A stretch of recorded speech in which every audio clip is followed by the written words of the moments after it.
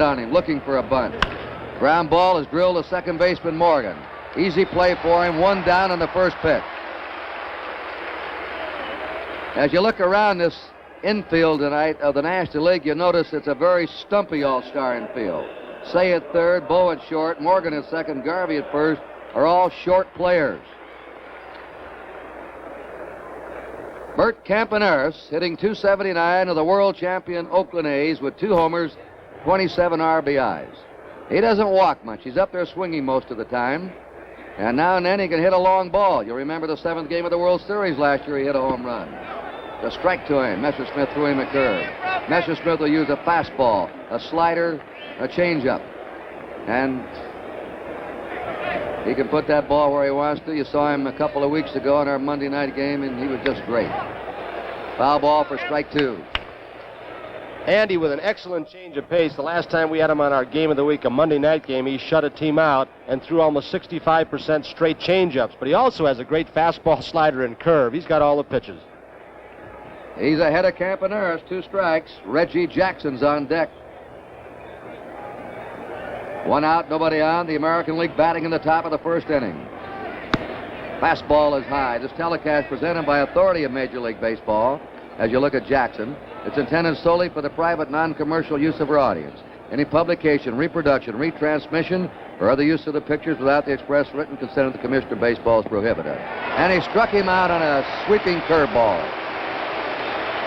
So we have 2 down. Andy Messersmith, born in New Jersey and moved to California, reared in California, an All-American player at the University of California.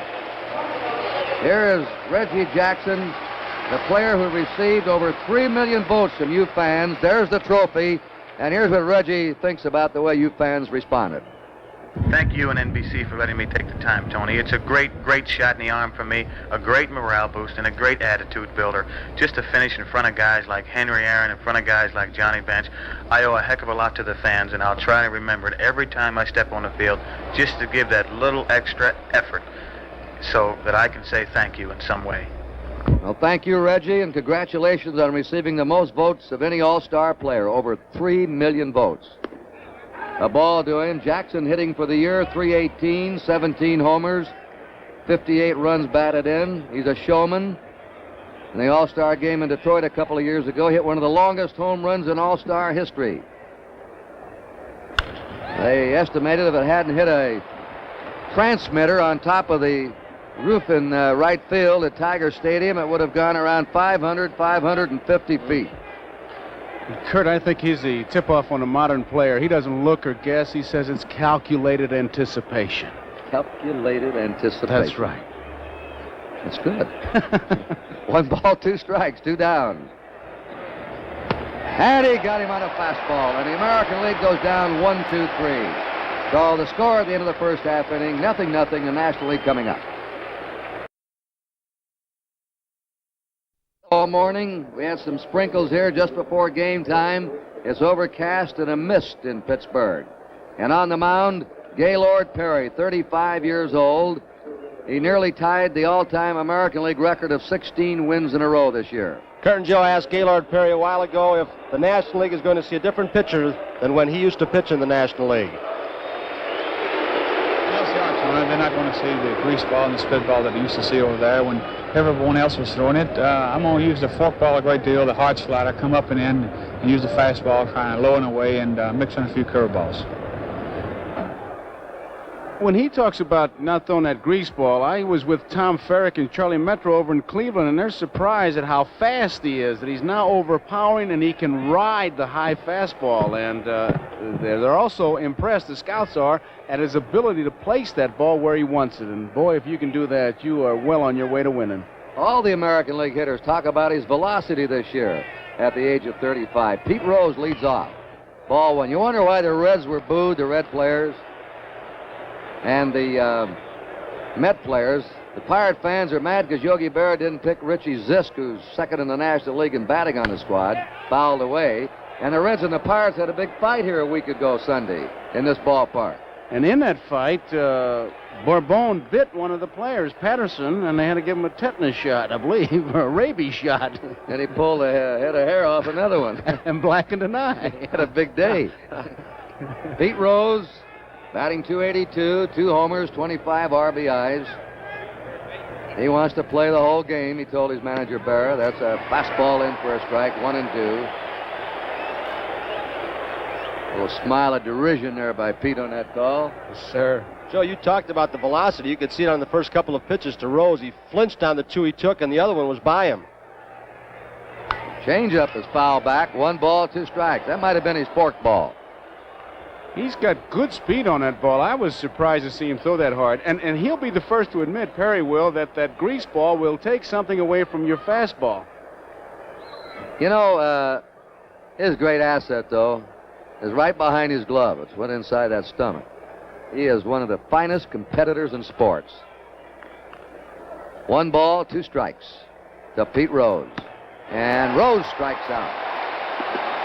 Like a fork ball that dipped to him. Fork ball's held with the 2 fingers to form the sign of a fork or a V. The ball comes off and it drops off.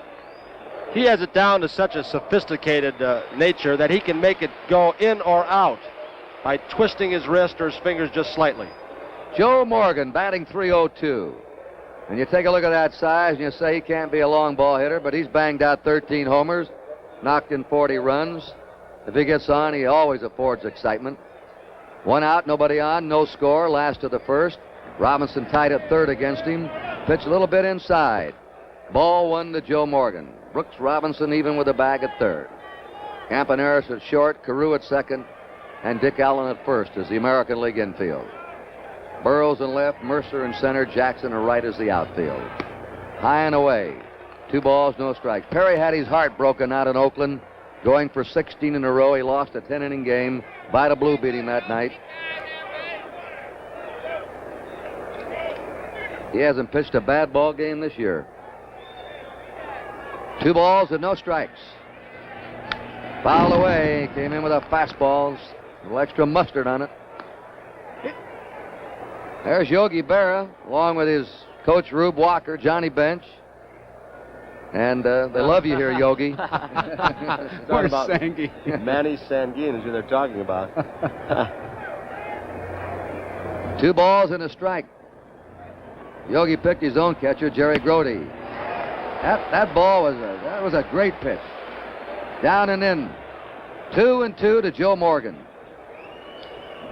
High leg kick. Looked like the ball may have sailed a little bit. Joe, you were talking about his additional speed. He appears to me to have a little bit higher leg kick now, and he talks about having more rhythm, more thrust toward home plate. That may give him that added velocity. He pushes off that leg hard, Tony. Watch him push off now. And there's the fork ball, and he struck him out. We've already had 4 strikeouts, 2 by Messersmith and 2 by Perry. There's an old cliche in baseball. Good pitching will beat good hitting. And some of the All-Star games are low scoring because of the great pitching. Here's Aaron. Curtin Joe before the ball game, and we all know by now that Eddie Matthews was let loose as the manager of the Atlanta Braves, but I asked Henry Aaron if he would consider taking the job as the manager of the Atlanta Braves.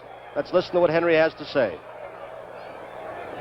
Well, I haven't been offered a job, not of yet, Tony, and I think it would be out of matter of courtesy that they probably would have offered me a job, but if I was offered a job, I certainly think that I would at this time, simply because there are no black managers in the major leagues.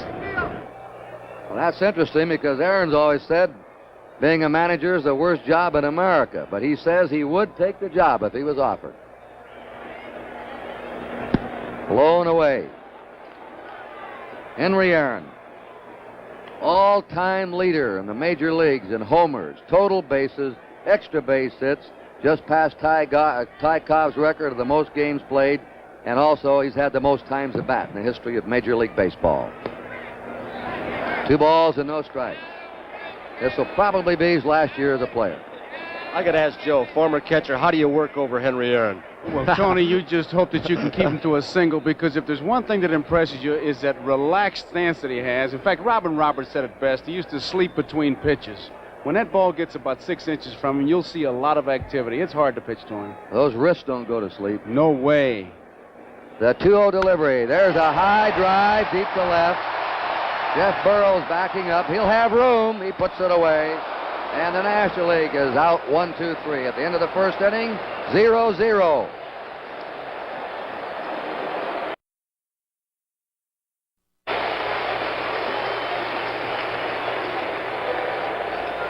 Dick Allen, who showed up here at 18 minutes to 8 with an 8:30 starting time, is in the starting lineup, voted by you fans. I guess Dick Williams glad to have his bat here, the heaviest bat in the majors. Ball one. What a year he's having. He's hit 4 homers in his last 5 games, 10 RBIs in those 5 games. He leads the majors in homers with 26. And he hits that one down the right field line. It's twisting toward the stands and the bullpen, and it's out of play. 1 ball, 1 strike to Dick Allen. Allen's seasonal average is .302. 70 RBIs. If Rod Carew were not up there with that .380-some batting average, this fellow would have a shot at a Triple Crown. He'll be followed by Bobby Mercer and then Jeff Burrows. We have 2 handheld cameras here tonight. First time in baseball history. Run by a micro relay system, and they'll be everywhere and take you places you've never been before in a major league ballpark. 1-1 to Dick Allen. Messersmith drops behind him, 2-1.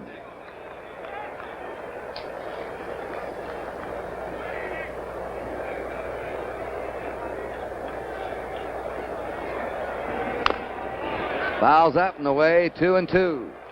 Tony, I don't know if it's just me, but watching it from this angle from behind Johnny Bench, it looks like Messersmith at the last minute gives it that little extra, which would almost force you to take a swing at his elbow or his fingernails. He looks like he pauses back there, and all of a sudden he springs at you and his arm comes for you like he's going to charge you. You can't time that kind of a pitcher unless you go against him a few times.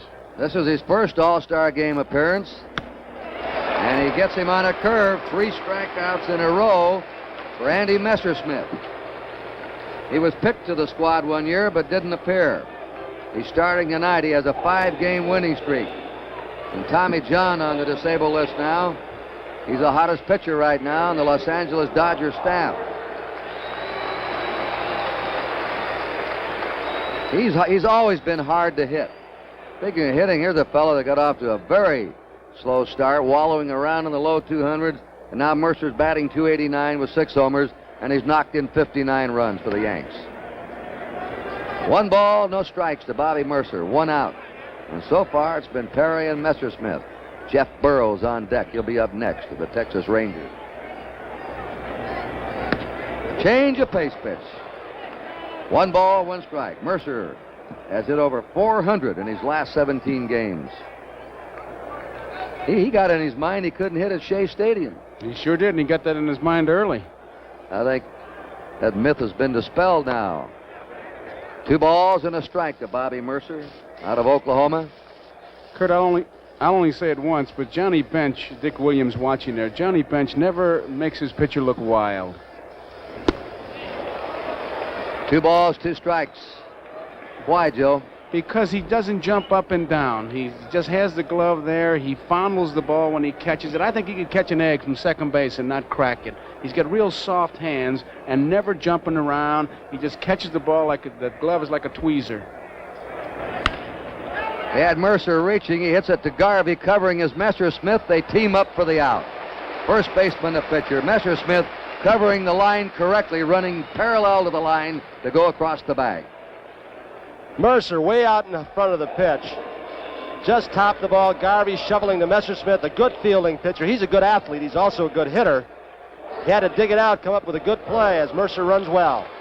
And here's a young power hitter of the Texas Rangers who leads the American League in runs batted in, Jeff Burrows, batting .285, 16 homers, 73 RBIs. 23 years old.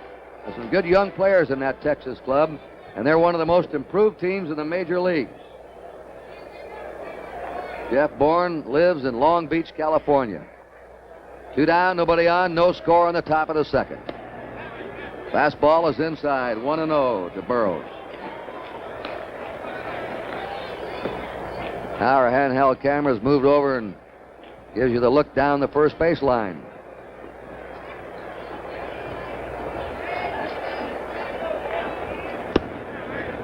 Outside for ball 2, 2-0 to Burroughs.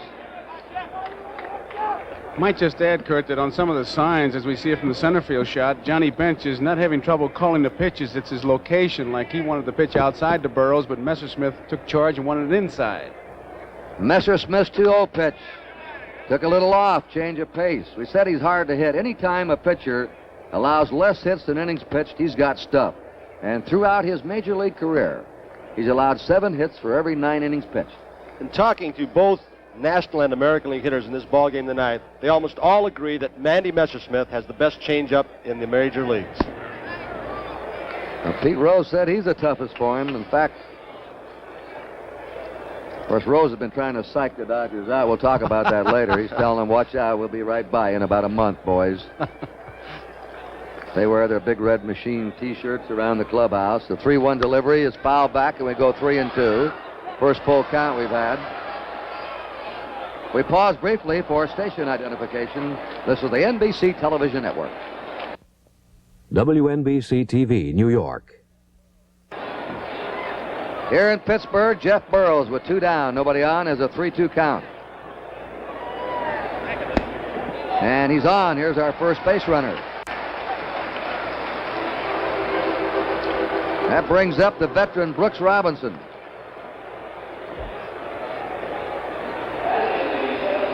Brooks enjoying a good season, hitting .311. 4 homers, 30 RBIs. Always seems to play his best in the All-Star competition or in a World Series. Foul back. Pie Trainer voted the greatest third baseman of all time. There's Buzz Capra throwing now in the National League bullpen of the Atlanta Braves. First warm-up action we've had. I imagine Robinson's going to be right up there with Pye or right behind him. The all-time list at third. He's made some plays that the NBC cameras have captured in World Series that he could run 50 years from now and couldn't believe them. It was like a clinic when they played Cincinnati, wasn't it? Oh, this is his 18th consecutive All-Star game. He has a drive out in the left field. Charging his Rose. He has it. No runs, no hits, no errors, 1 left. At the end of an inning and a half, it's 0-0. 74, Johnny Bench will lead off. And he, as you can see, has had an imposing all-star record. Kaline, Sano, and Robinson have been above 300. I'll tell you, hitting 300 or better, Joe, in all-star competition is something considering the pitching you face. You can say that, boy, 8 or 9 times. You're facing the best every time you walk up there. Gaylord Perry breezed through the first inning. Bench has been swinging a hot bat. It's a strike to him. He's hit .360 in his last 15 games. And the Reds have started to make a move. Johnny has 17 homers, 65 RBIs. At the age of 25, he won a Most Valuable Player award. He's off stride on that pitch at strike 2. That was the fork ball, and Perry's feeding him that fork ball plenty tonight. You ask him, what's the secret at your age? He says, just a good old farm boy from North Carolina. Playing good old country hardball. Right. Brother Jim is 37. This is the kid of the 2. Brother Jim's having a good year, too, with the Indians. Struck him out. That was smoked. He just threw the ball right by Johnny. 35-year-old Gaylord Perry now struck out 3 of the first 4. Kurt talked about Brooks last inning, the great defensive moments and thrills he's provided us. Here's Brooks getting ready on a pitch. He likes to creep in just a little bit, has tremendous range to his left. Coming in on the ball, nobody like him. Jim Wynn of the Dodgers is up. He leads the National League in homers with 21, hitting .290, 69 RBIs. He's playing with a floating chip in his right elbow. He's going to have an operation when the season's over. It's hampering him. And he can't throw in the outfield. It could be a factor here in the early innings. I talked to Jimmy Wynn before the ball game and asked him what he remembers about Gaylord Perry when he faced him in the National League. Well, I remember one thing, Gaylord likes to throw that greasy ball. And, of course, in the National League, he was a superstar. In the American League, he's a superstar. I'm just looking forward to facing that forkball that he has mastered a great deal. One strike to Jim Wynn. One out, nobody on, no score, last of the second. That ball will be in the seats in back of third. The American League's behind third base. It's Thurman Munson, the American League catcher, and the National League's behind first. Kurt, I don't know of a power hitter like Jimmy Wynn to the extent that when you're a big power hitter, you take those free swings, but he really knows the strike zone. He takes a big swing, but he's not a wild swinger. He's a hard swinger, and there is a big difference. If you study him, he gets a long swing. He builds up bat speed. Watch him how far he'll come back now and start his sweep. The toy cannon. You get him in that nicknames on your show before the game, the toy cannon? No, we didn't have room for that. We got Shotgun Shuba in there. But I like Pretzels Pizzullo. 1 ball, 2 strikes to Jim Wynn. He's second in the National League and walks to his buddy Joe Morgan. So Joe said he knows the strike zone. He hits a one-hopper, skids in front of Campaneris, picks it up. If you saw Campaneris play the World Series last year, you know what kind of a shortstop he is. And oddly enough, at one time, Bert was not considered a good defensive shortstop. He was an offensive ball player. He popped some home runs early in his career, but he has learned to play hitters, to get rid of the ball, make the pivot. Got that short hop. He really moved in on it. Steve Garvey. We talked to Garvey, a write-in candidate. He made it. Let's hear what he had to say with that honor. Tony, it has to be my highest honor because of the way it was obtained, and the only thing I can do is send out one thank you for the 1 million people that wrote my name on the ballot, and to thank them very much for everything they've done to make this the happiest day of my life. And that's something to make the starting team on write-ins. You know, nobody sits down and writes Mom a letter anymore. And Kurt, how important it is to this youngster. He's not feeling well. Those of us that know him, his face is puffy. He missed the last 4 Dodger games due to an ear infection, but his wife was telling me in the hotel that his face is still puffy right around the jowls there, as you can well see if you know Steve. He's batting with 2 down, nobody on. We have no score, last of the second. We haven't had a hit yet. We've had 1 base runner, a walk to Jeff Burrows. That's been it. The 1-strike delivery, fouled away, and Gaylord Perry's ahead of him, 2 strikes.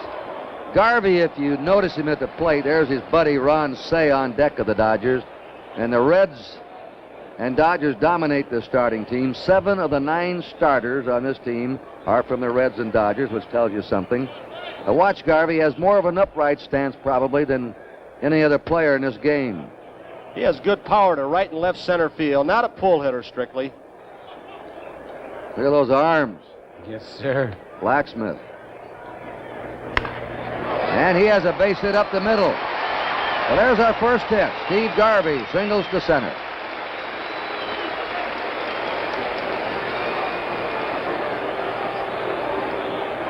Ron Say, the Penguin, his teammates call him because of his size and his shuffling way of running. Hitting .275, 12 homers. 64 RBIs, mostly a pull hitter. He'll hit the left field a lot, dangerous with men on. Very stocky. I think that's a cute story that Joe told about not only his legs, but his short arms. Joe, maybe you can tell our fans. It's Boswell's story to the Mets, so get it in here, I hope. Nearly a wild pitch. Good stop by Thurman Munson. Said he slid into second base and he was out, and Boswell said if he'd have slid in like a human being and stretched his arms, he'd have made it, but he went in like a penguin and he went in with his elbows. He does have short arms. Yesterday when they were working out, he was behind the batting cage with Pete Rose, and Pete says, you know, we're going to pass you, Ron. Oh, he let him have it, didn't he? He says, we're going right by you. So I know you aged 5 years last year. You're a good ball player, though, Ron. Yeah. You got a good ball club. There's a drive in a deep left center. That ball's tagged. And it's up against the wall. Coming in to score is Garvey. Ron Say holds at second with a double, and the National League leads 1-0.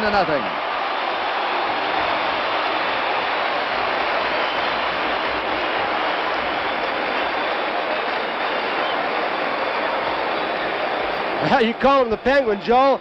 Take a look at this run. He takes strides about 3 feet long, doesn't he? He scoots, man. Get him a tuxedo. That's right. Shove him on a cigarette pack. Larry Bowa hitting .268, the shortstop of the Phillies. That's the first All-Star game for Garvey, Say, and Bowa. They're hitting in succession. There's a bounding ball to second baseman Carew. And that's all, but the National League has grabbed the lead. They had 1 run on 2 hits at the end of 2, 1-0 Nationals.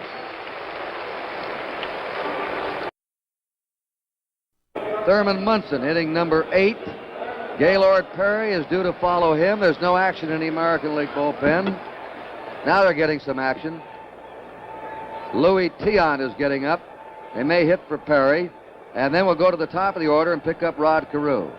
Messersmith struck out 3, walked 1 in the first 2 innings. No hits. And he's in with a fastball for a strike to Munson, who replaced Carlton Fisk as the starting catcher. .247 average, you just see 9 homers, 28 RBIs. Fisk probably won't play the rest of the year. He's going to have a cast taken off tomorrow and start his exercise. He has a base hit to left. He may get 2 on this one. It's rolling to the wall. Munson heading for second, and he's in with a stand-up double to lead off for third. Joe, they always talk about catchers being slow, but not Thurman Munson. He can run. He can really run. And Gaylord Perry's going to bat. Gaylord Perry. Let's see if they try and bunt the man over to third now. Johnny Bench wants to go out and talk to Messersmith about it. I'm sure, Kurt, they're just going to switch sides with Munson at second base. You know, they keep telling you it's another ball game, and yet they keep doing things that disproves that it's just another ball game. When you play cribbage for pennies, you try and win. Isn't that the truth? That's right. And the bunt is on. He pops it up, but it's back up against the netting for strike 1. Now you, Tony, you played in the All-Star game. I think you had the best description of it. You come in, you have a 3-day break, but once the game starts, complete different attitude. There's no doubt that the players want to win for their leagues and be the hero and the star to gain respect for their teams. Good bunt. Messersmith have to go to first, covering his Morgan. Sacrifice for Perry. Munson's over at third now with 1 out and the top of the order coming up.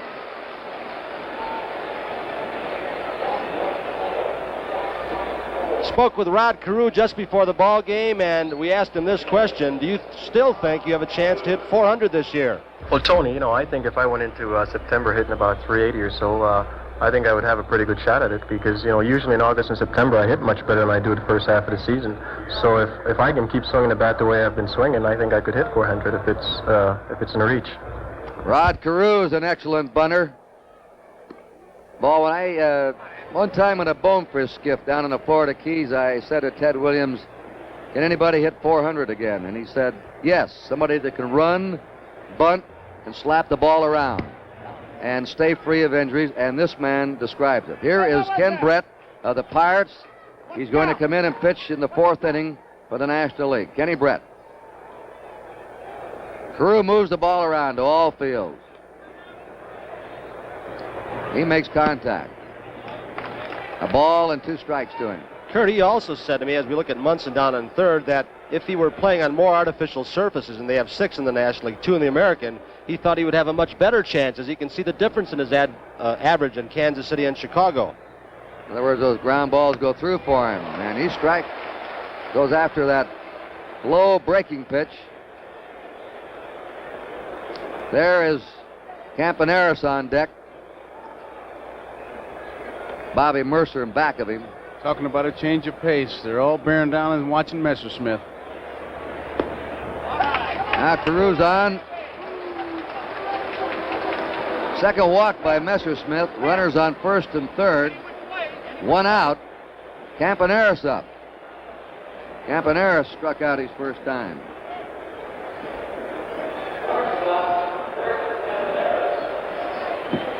Carew's an excellent base runner. He has stolen 23 bases.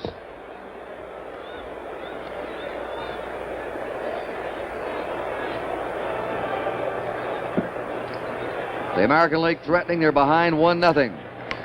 And there's the bunt down to first and let it go. It's foul. It was not the suicide squeeze. The runner at third was waiting to see how the batter handled the ball, Munson, before he broke. Look at it again, and very wisely, Steve Garvey lets the ball roll foul as Munson ran well off third base. I like that play a lot. There's the angle on the ball as it rolls foul. I like the play, Tony, because the run usually scores, and Kurt, if the worst thing you can get out of it, the man's at second base with one out and a run in. All right. You got another man set up. You got your gunners coming up. Reggie Jackson's on deck. The one-strike delivery. Low and away, 1-1 to Bert Campaneris. Mr. Rickey used to always say, let those nits and gnats get on, let them lions and tigers eat them up. 1 ball, 1 strike to Bert Campaneris. He hits it foul, and that's Whitey Herzog. That's right, Whitey. It'll sting for 2 or 3 innings. Herzog's coaching at third, and Jack McKeon, the manager of the Kansas City Royals, is over at first. Earl Williams is the other coach, and he's in the dugout with Dick Williams, the manager. The 1-2 pitch. Ooh, that was close. 2 balls, 2 strikes to Campaneris. The winning managers last year are the managers for the next year's All-Star game. Of course, Williams was out of baseball, and Earl Weaver was going to be the manager. There goes the runner. Struck him out. The throw to second. Now into center field. Coming in to score will be Munson. Caru's on the way to third. He's in there, and the ball game is tied 1-1. Bench's throw wide of Morgan into center. We've talked a lot, Joe, about that hinged glove and the one-handed style as we watch Carew get the jump. But I think the ball might have gotten stuck in the webbing of Bench's glove. He couldn't get it out, and then he hurried his throw after he looked the runner back at third base and threw it wildly. And there's a near collision, almost hurting somebody right there, as Carew just protects his face from the elbow of Joe Morgan. Very alertly, pops right back up into third base. And here's that play where Bench is trying to dig it out, and he had a little trouble getting it out. The ball kind of sailed. There you saw it. As it got by the pitcher, it sailed out towards the right field side of the bag, and Carew slid into Morgan, and that picked up an extra base. And the National League has just made its first error of the last 11 All-Star games. They've gone 11 All-Star games in a row without an error. That's why they've been winning. They've been beating themselves. Johnny Bench charged with an error with a throw into center field. The game tied 1-1 in the third inning. 2 down. Carew at third. He can steal home. I don't know whether he tried an All-Star game. Dick Williams back in baseball. There's Earl Weaver sitting alongside of him, and Weaver's captain out with the Angels, Frank Robinson. The 2-0 delivery. 3-0, and the throw in the center field seems to have shaken Messersmith up a bit. You think he's looking for a hit sign at this particular spot, guys? He's going to be wailing. Jackson struck out his first time. I'll tell you one thing, if he goes, he'll take one of the hardest swings in baseball. He's on. 3 walks by Messersmith. Runners on first and third for the American League, and Dick Allen up. This is a dangerous pitch, I think, Kurt. You pointed up that the throw may have upset Messersmith a bit. Now he's walked Reggie Jackson on 4 pitches, and Allen, usually the slugger will go up there saying he may want to just let up a bit to get a strike and get ahead of me, and if he does, he may go to work on massage it pretty good. Look at Allen ready to bear down now. Fouls it off. He uses probably the heaviest bat in the majors. But boy, how he pulls that trigger. He can really get it around. One of the few guys that can loop the bat. He's got a hitch, he loops it, but he sure does get that bat in the strike zone when that ball's there. He slams it in the left field for a base hit. Carew scores. Jackson makes the turn and holds at second, and the American League leads 2-1. An RBI for Dick Allen. That's the one thing that's got to impress you about all-star competition. When you can get 2 hitters like Jackson and Allen back-to-back in the same lineup, they can just devastate you, and they'll scare you, and I think they frightened Messersmith just a shade right then. Bobby Mercer grounded out his first time. Let's face it, one of the reasons for the success of the All-Star game in baseball, which has been the most successful of all professional sports All-Star Classics, it's really not a team game. It's individual performers. Nobody can help you at bat. A strike, nobody help you pick up that ground ball or chase that fly, and each man extremely skilled in doing the individual things that are so important in baseball. So you don't have to play together as a unit that's been together for weeks. 1-1. It's still that simple game Willie Mays talks about. When they throw it, I hit it, and when they hit it, I catch it. Runners on first and second. 2 down. The American League has scored twice in the third. They're out in front 2-1. There's a shot. Oh, a good stab by Garvey's up. Throws to Messersmith. Sides out. He trapped that ball on the artificial surface and had to make the play. 2 runs, 2 hits, 1 error, 2 left. At the end of 2.5, 2-1 American League. Major leaguer to hit 400. He did it in 41 before his 23rd birthday, which he celebrated early that year in the All-Star game. This has been called by many as the most dramatic moment in the history of the All-Star game. The American League trailed 5-4 in Detroit, bottom of the ninth, 2 out, 2 on, Williams at bat. Claude Passot, the Cubs, on the mound. Williams, an effervescent young kid, always has great enthusiasm. But look at Tony, that was his greatest thrill in baseball. He really showed it, too. We got a man up now, Ralph Garr, who is going to be a pinch hitter for the National League, and a couple of defensive changes for the American League squad. Yastrzemski, there's Grich at second, and Yastrzemski goes to first base. Allen is out, Carew is out. Ralph Garr leading the National League in batting. A strike. The Road Runner, he had to get the permission of, I think, a movie company to use that nickname, the Road Runner, from the cartoon, the Road Runner. And he can run roads and bases.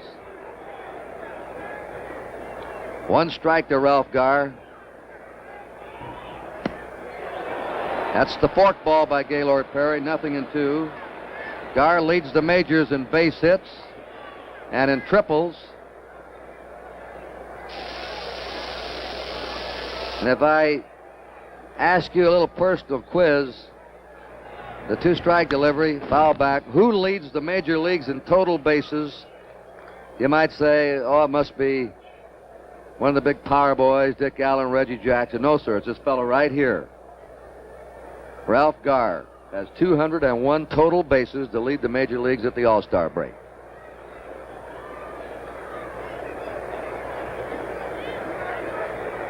Pete Rose will be on deck, and then Joe Morgan. We talked to Ralph Garr before the game. You mentioned he has 149 hits. We asked him what he foresees the second half of this season or after the All-Star game the last 2 months. Well, that's great. You know, you go out and do what you are capable of doing and use it to its highest potential. I've been pretty successful this year. I've been topping the ball. I've been bunting. I've been hitting the ball hard every now and then. Most of all, God has blessed me to keep my legs strong, and I've been running pretty well, and everything's been going great for me. And I just hope that I can continue to make good contact as the year progresses, and hope they go on and have a good year. Yeah, Ralph, you didn't make contact then.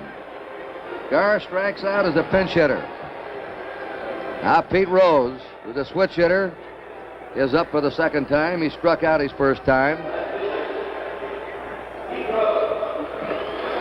The National League now has 2 left-handed batters, Brock and Grubb, in the dugout. They have 3 switch hitters in the dugout.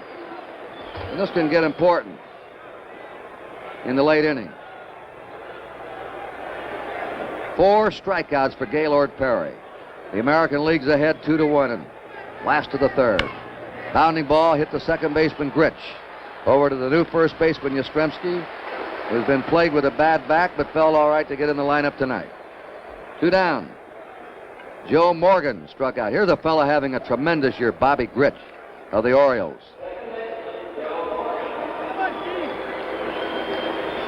I tell you, the American League's desperate to win. They lost 11 of the last 12.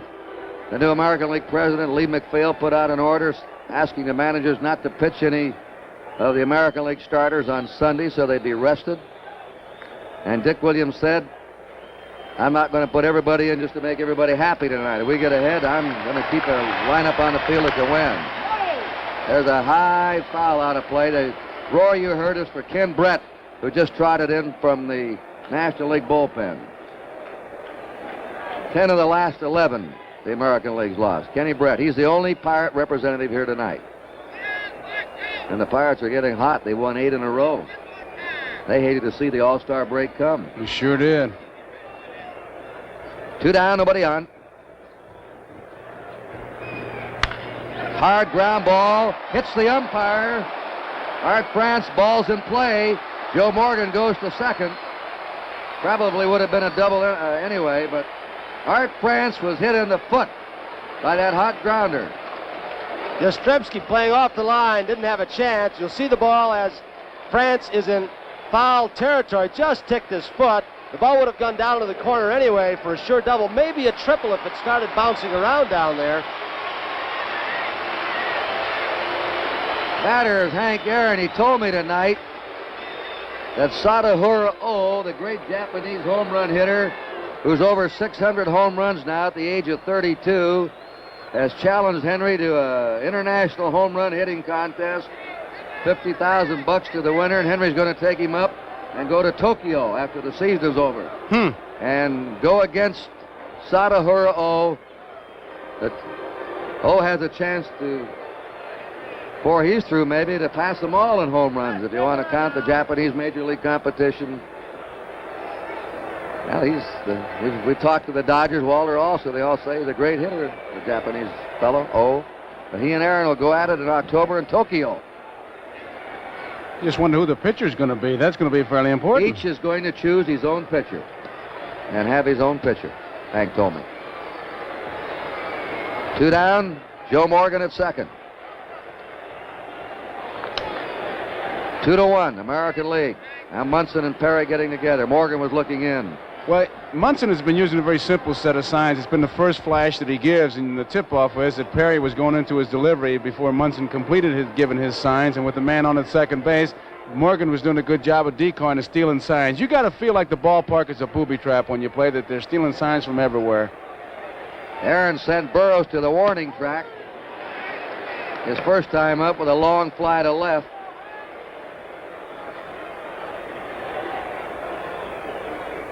There's Burroughs. Average outfielder, not a great one, but average. He is a bounding ball deep short. Campaneris with a strong arm. It's there in time.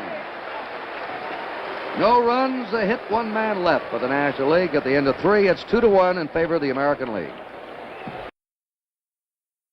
Came up with the Red Sox, went to Milwaukee, then the Phillies. The Phillies traded him over the winter to Pittsburgh for Dave Cash, a trade that has proven out for both teams. Cash has helped the Phillies, and Brett certainly has been a mainstay for Pittsburgh. Jeff Burroughs walked his first time. Brett had a sore arm the last year or two. He's typical of a lot of young left-handers who sort of develop late. He's not real late, but coming into his own now. 2 balls and no strikes. Yogi told me that he would have made him a hitter, Kurt. He's that good a hitter. He's had a better than 300 batting average all year. Excuse me. That pitch tailed off a little bit from Burroughs. Look at the room from our handheld camera between the right fielder, Wynn, and that foul line. He hits the ball down in that area, it's going to go forever. A curveball is low, and the count is 3-1. Tony, this is apropos of nothing, but I think the National League with their white shoes is dressed better. Well, we got to take a look at those A's players more. And they're the only ones. Cincinnati, they usually wear red or black, but they've got white shoes on. They're happy as kids, with Morgan especially out there. But I don't know, it brightens it up. I like all those colors. I remember when the A's first broke out with the color uniforms and the gold shoes, they laughed at them about being a women's softball team. Right. Burroughs has walked twice. Brooks Robinson lined to left in his first trip. 2 runs, 2 hits for the American League. 1 run, 3 hits for the National League. There's a high pop. Morgan calling for it, the National League second baseman. And Little Joe squeezes it for the out. Burroughs stays at first.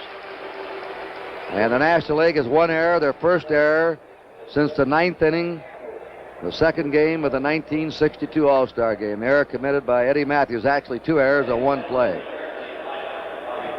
That's quite a record, going 11 years without an error, with full houses and millions watching on television. Thurman Munson is double. If you're keeping score along with us, Cedeno is going to bat third in the National League lineup, and Ken Brett in the leadoff spot. A strike to Munson, who scored the first run for the National League. He doubled the left, went to second on a sacrifice, scored on a throwing error by Bench in the center field. A 1-strike delivery, and he pops it up in the shallow right. Coming hard's Wynn. Going back's Morgan, wagging for it. Takes it, out number 2. And Morgan can do everything. Boy, he can. He just is a good ball player. Hey, look at here. Al Kaline. Al Kaline coming up. The classy veteran of the Detroit Tigers, who is on his way, and he's after it. He needs 58 more hits to reach the magic 3,000 level. If he doesn't get him this year, he said he's going to stay on and play next year. He wants the 3,000 hits. Fouls it back. The last man, for the last 2 men, you have to go back nearly 50 years in the American League for the last man to reach 3,000 hits. Chris Speaker and Eddie Collins in the 1925 season. And the most recent player, the late Roberto Clemente, who reached the 3,000 mark level. Only 11 players in the history of the major leagues have reached 3,000 hits. 1-1. There's Burroughs at first, 2 down, 2-1 American League in the 4th inning. Kaline pops it up. Johnny Bench flipping the mask away. And that's all. Brett, after walking Burroughs, gets 3 pop-ups in a row. At the end of 3.5, it's 2-1 American League. In 1970, the challenge was in Mexico, the Baja 1000. 1971, the brutal East African Safari. 1972, Greece and the Rally of the Acropolis. We challenged them all on passenger car tires, Sears steel-belted radios. And on tough roads like these, we prove them for traction, strength, and mileage. From their radial design to their 2 steel belts, the Sears steel-belted radial, only at Sears. Last year, Joey Chitwood's cars started riding on a new kind of shock absorber. Over 4,000 total jumps. Over 32,000 road miles on the Sears Steady Rider. The shock that adjusts to heat when most others can't. The result? Not one Steady Rider failure or wear out. It's Sears' best heavy-duty shock. The Steady Rider. Only at Sears. You know, they call Pete Rose Charlie Hustle, but the original was a guy I first played with during my rookie year with the Cardinals, and I'm talking about Enos Country Slaughter. In the 1953 All-Star Game, which was won by the National League 5-1, at Crosby Field in Cincinnati, was a good example. Well, Eno was 37 then, but he was a one-man wrecking crew. Harvey Keene found that out when he was robbed of a sure hit by this spectacular catch. Mike Garcia pitching to Jackie Robinson. Eno stole second base. Yogi Berra was the catcher. Satchel Paige in his windmill style was perfect for Slaughter. He singled off the oldest man ever to play in an All-Star game. And Roy Campanella scored on a base hit. It was a one-man performance in the 1953 All-Star Game by Eno Slaughter, the original Charlie Hustle, who could do it all, and he did it every single day. Now here's a man that almost falls apart in everything but the win column. Louis Tiant. 14 wins for the Red Sox veteran, 7 losses, 2.78 earned run average. He got off to a slow start, and he's a new papa. Had a baby boy Saturday. We have Joe Rudy in left field. He has replaced Jeff Burroughs. Rudy now the left fielder. And he'll be batting 6th, and Tiant will be batting 9th. There's it's not the blooper, it's not the ephus, it's just the Tiant wiggle. He is fun to watch. He turned his back completely to the hitter, Johnny Bench, looked out to his center fielder, said, I'm throwing him a changeup, and he did. The 1-1 delivery by Tiant. That's his fastball. And listen, he has something on it when he wants to deliver. He has his favorite saying is, what you need. What you need. An obliging guy, great sense of humor, a fun man to have around a ball club. A 1-2 pitch. Look at that head jerk. Hey. Okay, let's take a look at Louis Tiant again. He doesn't ever look at the hitter, doesn't seem like. Down on his toe, up at the sky, out to center field, and he comes from all directions with 4 or 5 different pitches. Bench solves him for a line drive hit to left. Rudy has it on a hop. So Johnny Bench, who struck out the first time, has singled. The National League has out-hit the American League 4-2, but the American League's ahead 2-1. Jim Wynn bounced to short his first trip. Tiant pitched over the weekend in Texas, flew to Mexico City, where his wife presented him with a new baby boy, and then he flew here to Pittsburgh for the All-Star game. So he's put in some miles. And that one is into center field for a base hit. Bench is coming to third. Runners on first and third. Nobody out. Jimmy Wynn single.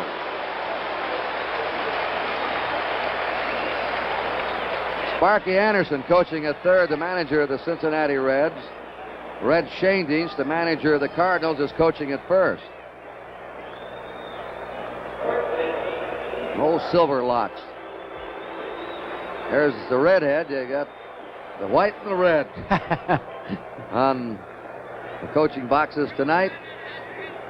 And Tiant has been tagged for 2 singles by the first 2 men he's faced. Steve Garvey singled his first time up. And he drills it into left field. Base hit, going to the corner. Bench is scoring. Wynn is rounding third. He's being held up. Garvey has a double. The game is tied. And Tiant has been no mystery to the National League.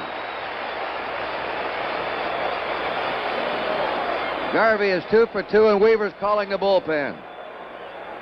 Our mobile camera's right down there in the American League dugout now, and he's giving you a look.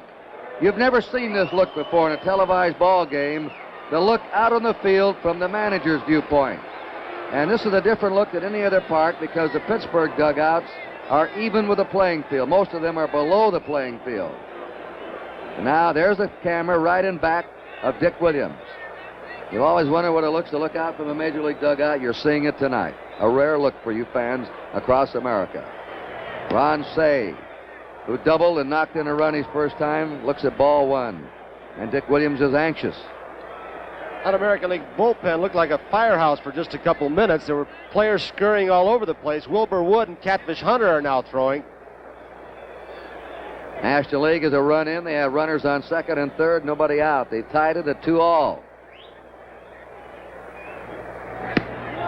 Curve is outside. 2 balls and no strikes. And now Williams is coming out to talk to Tiant. Tiant is pitching himself into deep trouble here in the last of the 4th. This is Williams' 3rd time as a manager in an All-Star game. He's had a brilliant record in just 6 years of managing.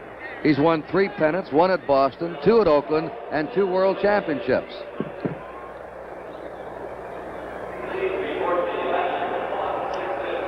Tiant's motion certainly has not fooled the National League hitters so far, but he's also hung some curveballs, especially the one to Garvey, high and inside. Tony, I can imagine with the first base open, too, Dick Williams wanted to find out how Tiant felt. He doesn't have a big power hitter coming up next, and Say can pop the ball, and if he hits one now, it'd be a big, big bulge for the National League. They're deep and toward left for Ron Say. There's ball 3. You saw that little bulletin flash to you. 4 first-place finishes for Williams. One of those was a division championship, but they lost the pennant to the Orioles in the playoffs when he was out at Oakland. And, of course, you all know the story of Williams and Finley and walking away. Ground ball to second. Grich is up, looks to home, lets the man come on in, and throws Say out of first, an RBI for Say, who now has knocked in 2 runs. You don't think they want to win? 2 RBIs in this game for Ron Say, and the National League leads 3-2. Moving to third was Steve Garvey with 1 out. Larry Boa grounded out his first time. An excellent bunter, and the infield's in. The infield in now. They'll try and choke off this run if they can. Boa hits it down to first foul. Outfield playing very shallow for Larry Boa also, and they've got some pretty good throwing arms, especially in right field and Reggie Jackson. Mercer throws well. Rudy charges the ball like an infielder and gets rid of it. Ball 1, strike 1 to Larry Boa.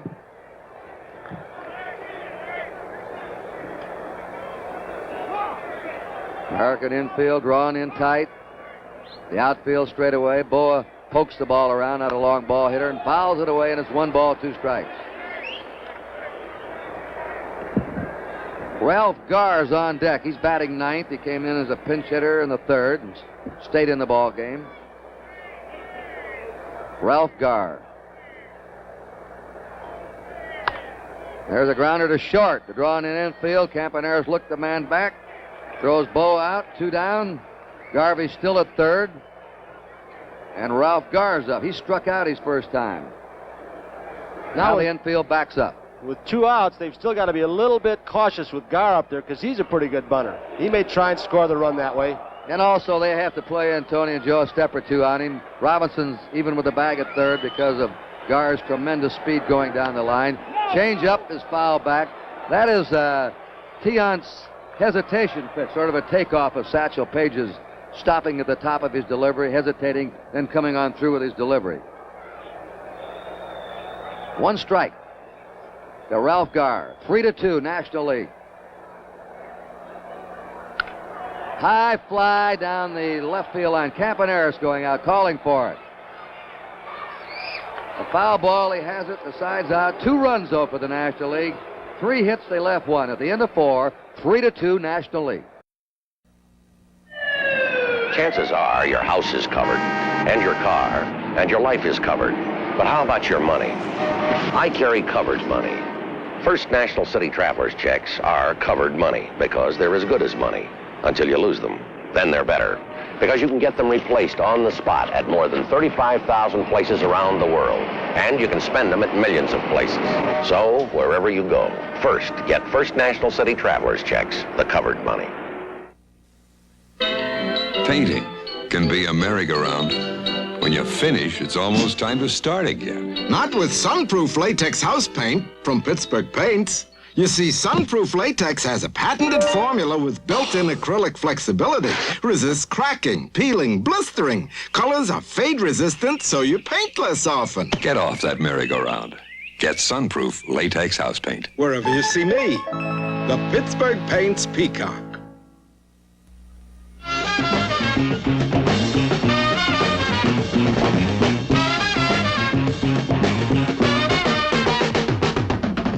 Exciting and entertaining Major League Baseball films are available for group showings at your organization or club function. For a free brochure of baseball film listings, send a postcard to Baseball Film Division, 1650 Broadway, New York, New York, and the zip is 10019. The preceding announcement furnished by Major League Baseball. This is the commissioner's box, and you're right in the front row, Mr. and Mrs. Kuhn or Mr. and Miss Galbraith. I don't know the other gentleman. It's Bill Salatis, the president of Gillette North America, and Julian Goodman, chairman of NBC, chairman of the board. Back on the right, Herb Schlosser, president of NBC, Bob Howard, the president of the television network. I saw Joe Cronin there, who just retired as president of the American League in the second row. Hall of Famer Joe Cronin. In that second row, Carl Lindemann, vice president of sports of NBC. There's a drive into right field by Bob Grich to lead off the 5th. He's on. Grich has hit 15 homers this year. He's one of those players pros that grows on you. You have to watch him every day to really appreciate him. Bert Campaneris has struck out twice. 6 hits now for the National League, 3 hits for the American League. I love that Gritch's name. It looks like one of those abbreviated things just to be in a box score. Campaneris trying to bunt again down the first base line. Strike 1 to him. His wife's quite a painter, you know. He does the artistry with a bat, with the feet and the glove, and she does it with the oil brush. Ken Brett has just allowed his first hit. He's in relief of Messersmith. Inside a ball, 1-1. You hear that chatter in the infield.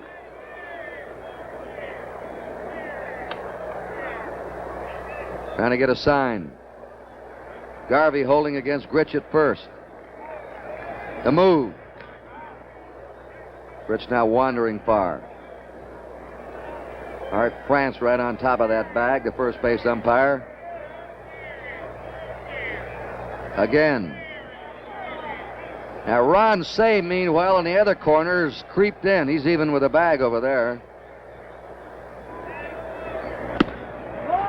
A 2-1 count to Campaneris. We're getting ready here for a play now. I was going to say, usually when a fella tries to bunt and start something, if he ever got that count to 2-1, I'd say 9 out of 10 times he's going to go.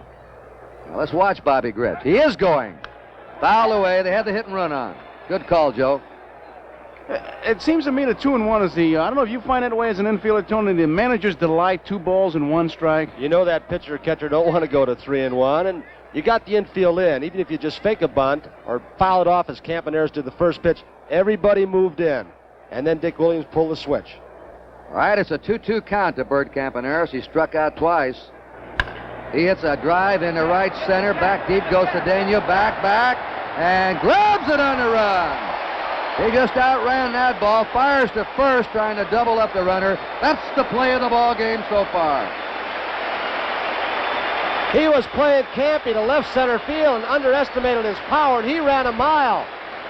Cedeno, after the luncheon for the players by the commissioner this afternoon, had food poisoning. They almost had to take him to a hospital.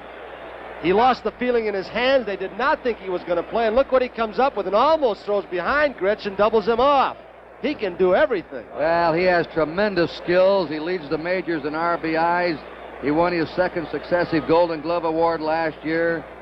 One of the 3 best defensive outfielders in the National League. He can hit. He can go from first to third in a line drive single to left. Reggie Jackson, a ball to him. Reggie has struck out, walked.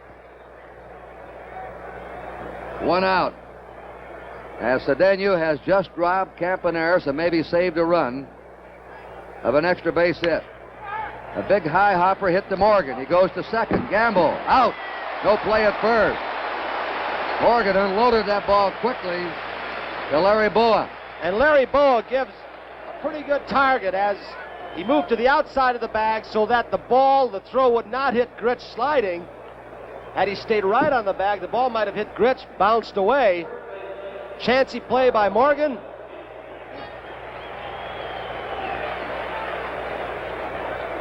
Good defense so far in this game by the National League. Garvey, Cedeno, now Morgan getting the lead runner. Carl Yastrzemski up for the first time. A strike in the corner to him. He's hitting .331. He is second now in the American League in batting to Rod Carew. Carl has 11 homers, 54 runs batted in. Perennial all-star for the Red Sox. And this is the Allegheny Club. This is one of these private clubs we have in all the new stadiums in baseball. Look at them, isn't that? That's a tough way to watch a ball game. Huh? I'll tell you, the good old days are right now. A little more dessert, sir? Oh, yes, please. Jackson's at first.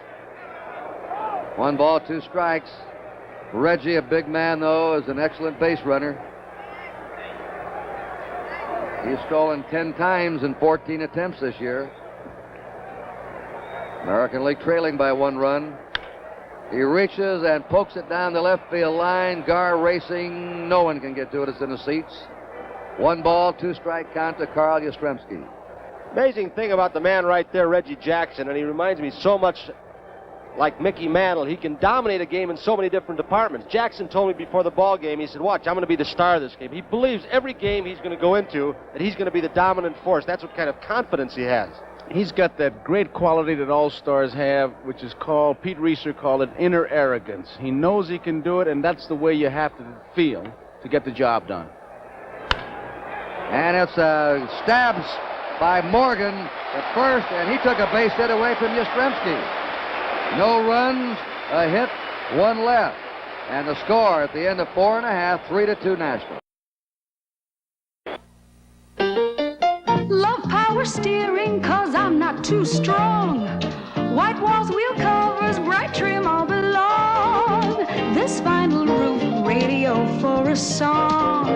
That's why this lady drives a Scamp. Get the special equipment and you can get an automatic transmission at no extra charge. Good gas mileage, too. That's why this lady drives a Scamp. Scamp, one of 8 great small car buys from Plymouth.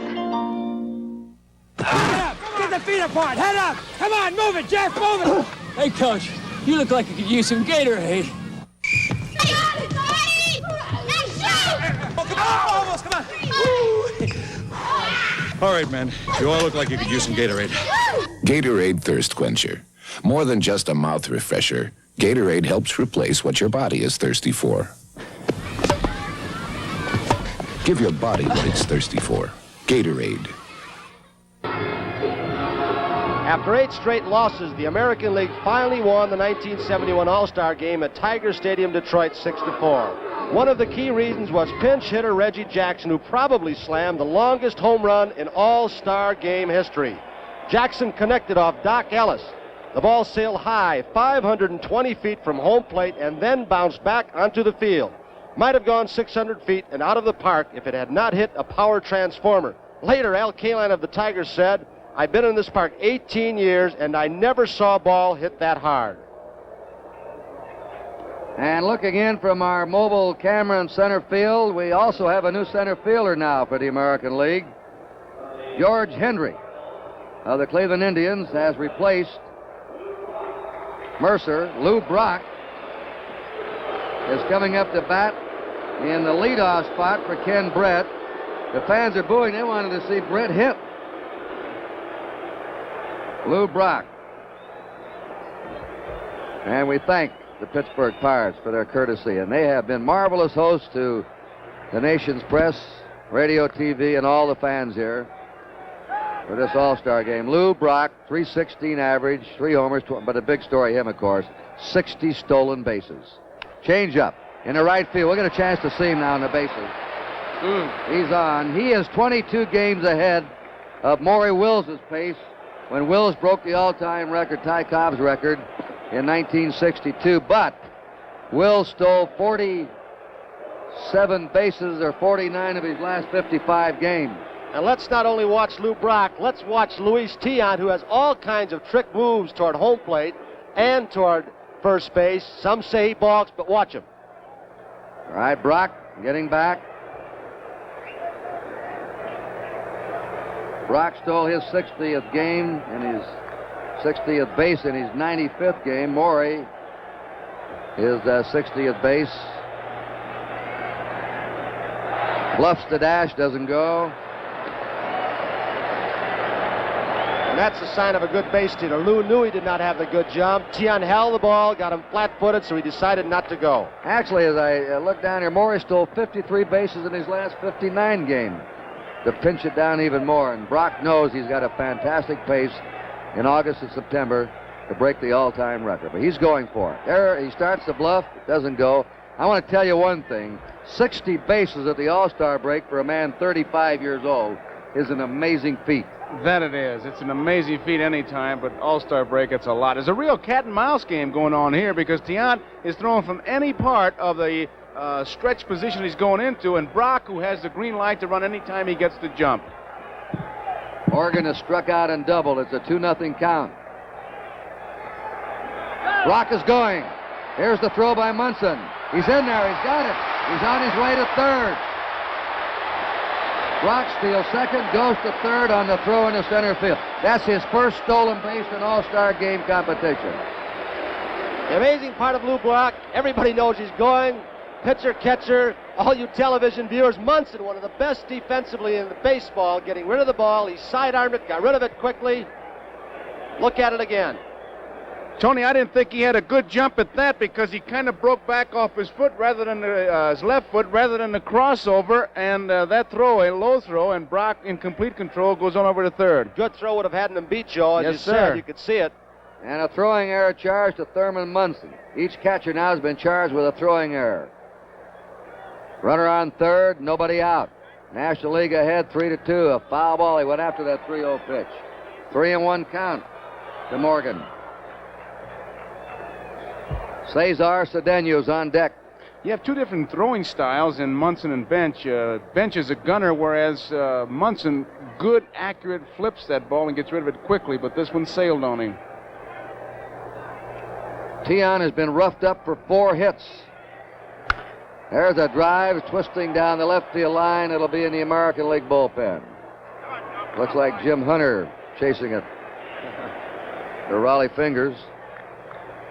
Raleigh Fingers. Tion, you'll observe working out of the stretch with a runner on third. Lou Brock. Robinson in tight at third. Yastrzemski close at first. The 3-2 pitch to Morgan. Line drive into center field at Hendrick. Brock will score easily. He could crawl in on this one.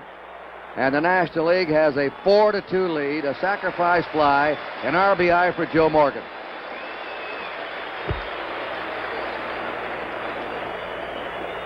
Here's Cedeno. We said he could do it all. Watch his catch again off the bat of Bert Campaneris. Then we'll tell you about his batting and his base running skills. Here he is now, just inserted in the game in center field, robbing Campaneris of at least a double. And maybe a triple the way Campaneris can run. He just outran that ball with his speed.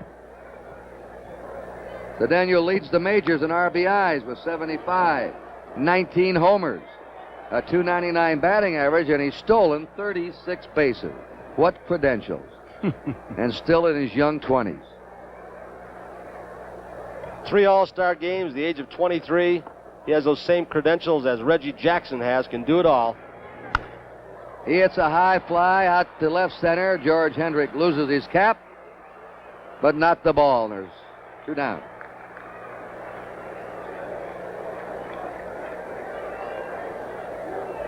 Morgan has knocked in a run for the National League. Garvey's knocked in 1, and Ron Say has driven in 2. Johnny Bench struck out, singled. He scored a run. 3 homers in All-Star games for Johnny. He'll have a lot of All-Star games left.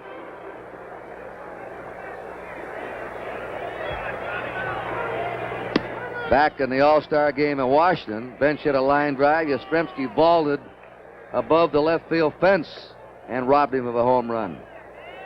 A 1-strike pitch. 1 ball, 1 strike to Bench.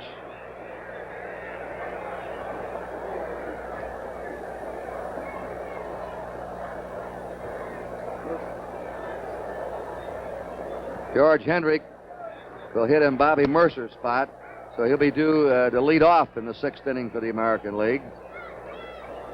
Rudy will follow, and then Brooks Robinson.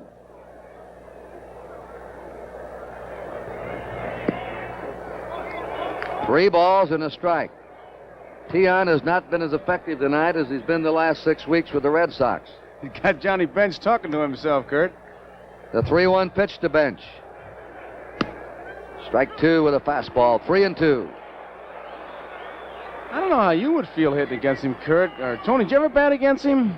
Yeah, when he first came up with Cleveland, and he could throw hard, and that's about all he did. Now he mixes them up quite a bit. But I wish he'd look at you when he throws. Well, what a bargain for the Red Sox. They picked him up in the minor leagues. Everybody thought he was done. 20-game winner last year, on his way to another 20-game season this year. Jim Wynn has grounded out, singled. He scored a run. Bench at first, 2 down. The National League has scored a run in this inning, and they're leading 4-2 in the last of the 5th. NBC hopes you're enjoying this All-Star game from Three River Stadium in Pittsburgh.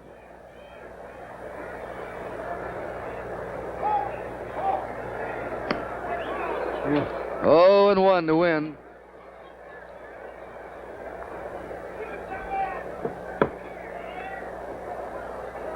Got Catfish Hunter and Wilbur Wood now throwing once again, Kurt and Joe, down to that American League bullpen. I think Matlack will come in for the National League. He was warming up down there a while ago. The players that are picked by the fans must play at least 3 innings at the start of the game. A pitcher cannot work over 3 innings unless it's into extra innings.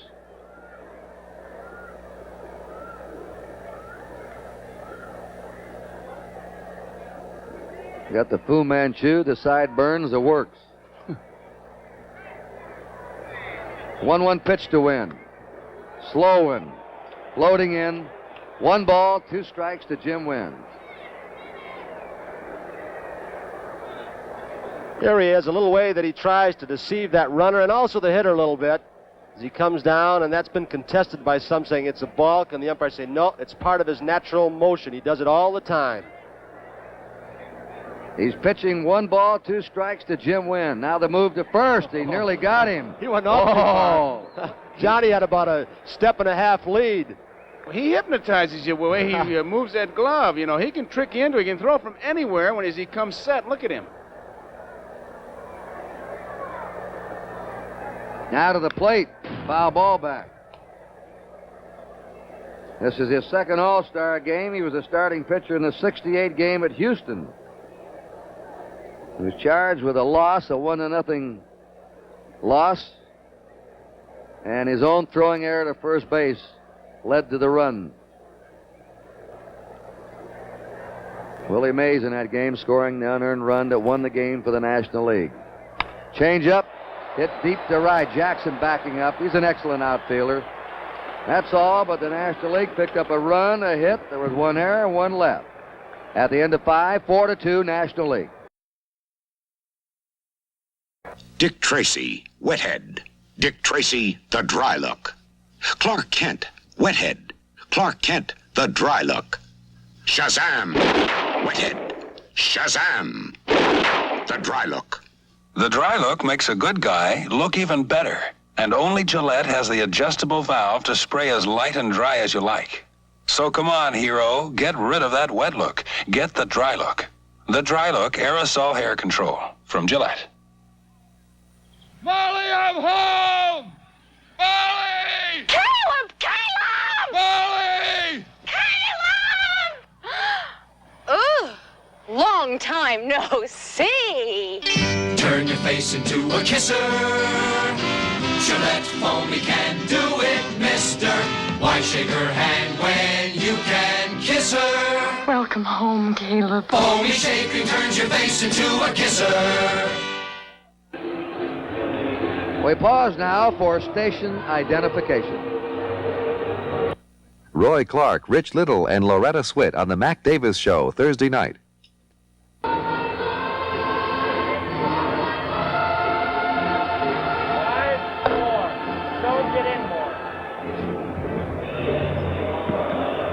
want you to meet one of our favorite fellows in sports broadcasting, Bob Prince, the colorful voice of the Pittsburgh Pirates.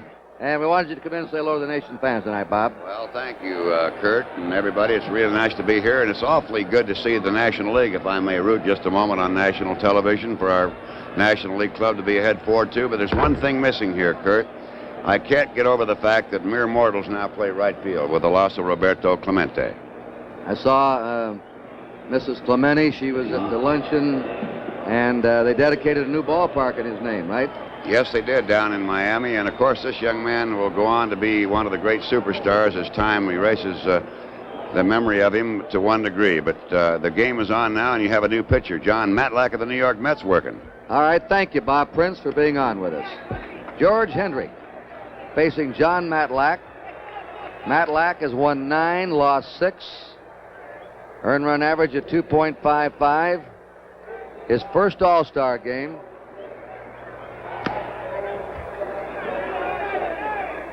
Two balls and a strike. Reggie Smith now has moved to right field. He's replaced Jim Wynn. Smith will be leading off in the batting order for the National League. Hendrick fouls it back. Henrik has arrived now as an established Major League ball player. Some of the Oakland A's were moaning, Joe, in the clubhouse, that they wish the A's had been more patient and kept him. He's got as quick a bat, and when they talk about tools, this fella's got them all. Run, throw, everything. There it is. He hits it into center field. He's a 300 hitter with the Indians and has smacked 16 homers. So George Hendrick leads off in the 6th inning. He didn't hit that ball good either, Kurt. It just shows you how strong he is, what you were talking about. He may have even broken his bat. Joe Rudy. We've talked about this in the Saturday game of the week, NBC's Monday Night Baseball. Not out in the Bay Area, but maybe the most unappreciated Major League ball player today, Joe Rudy. I'll go along with that. Never says a word. All he does is just do the job, make the big plays, get the big hits, play outstandingly in the World Series. He's up for his first time. Ball went to him. He's knocked in 62 runs and hitting .303, and he's had 26 doubles to lead the National League, or the American League.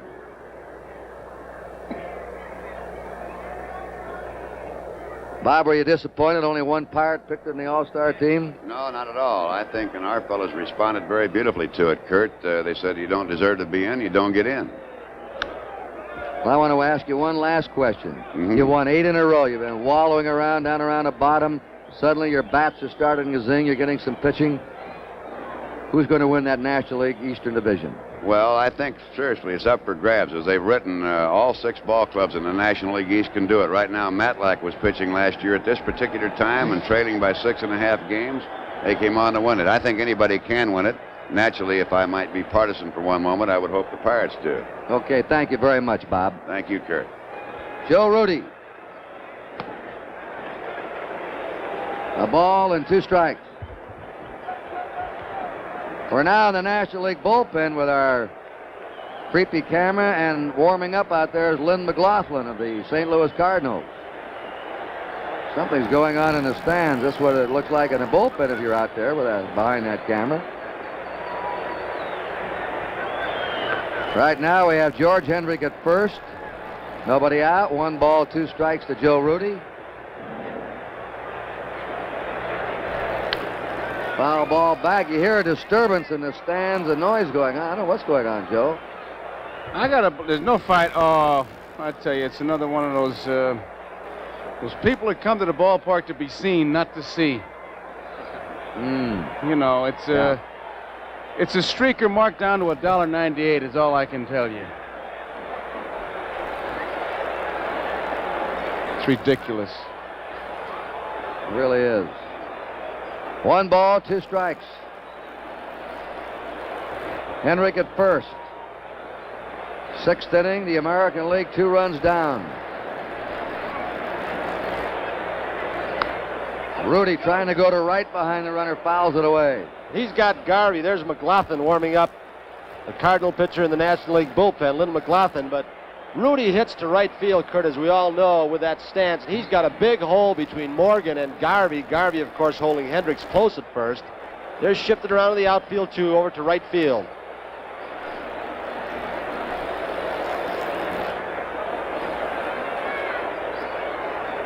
One ball, 2 strikes to Rudy. Here's a high fly ball to deep right. Reggie Smith on the warning track for the first out on the top of the 6th inning. Saturday, NBC at 2 o'clock Eastern Time will present the St. Louis Cardinals against the Cubs at Wrigley Field, the backup game Detroit at Cleveland. On NBC Sports, #1 in live coverage of major sports events all year round.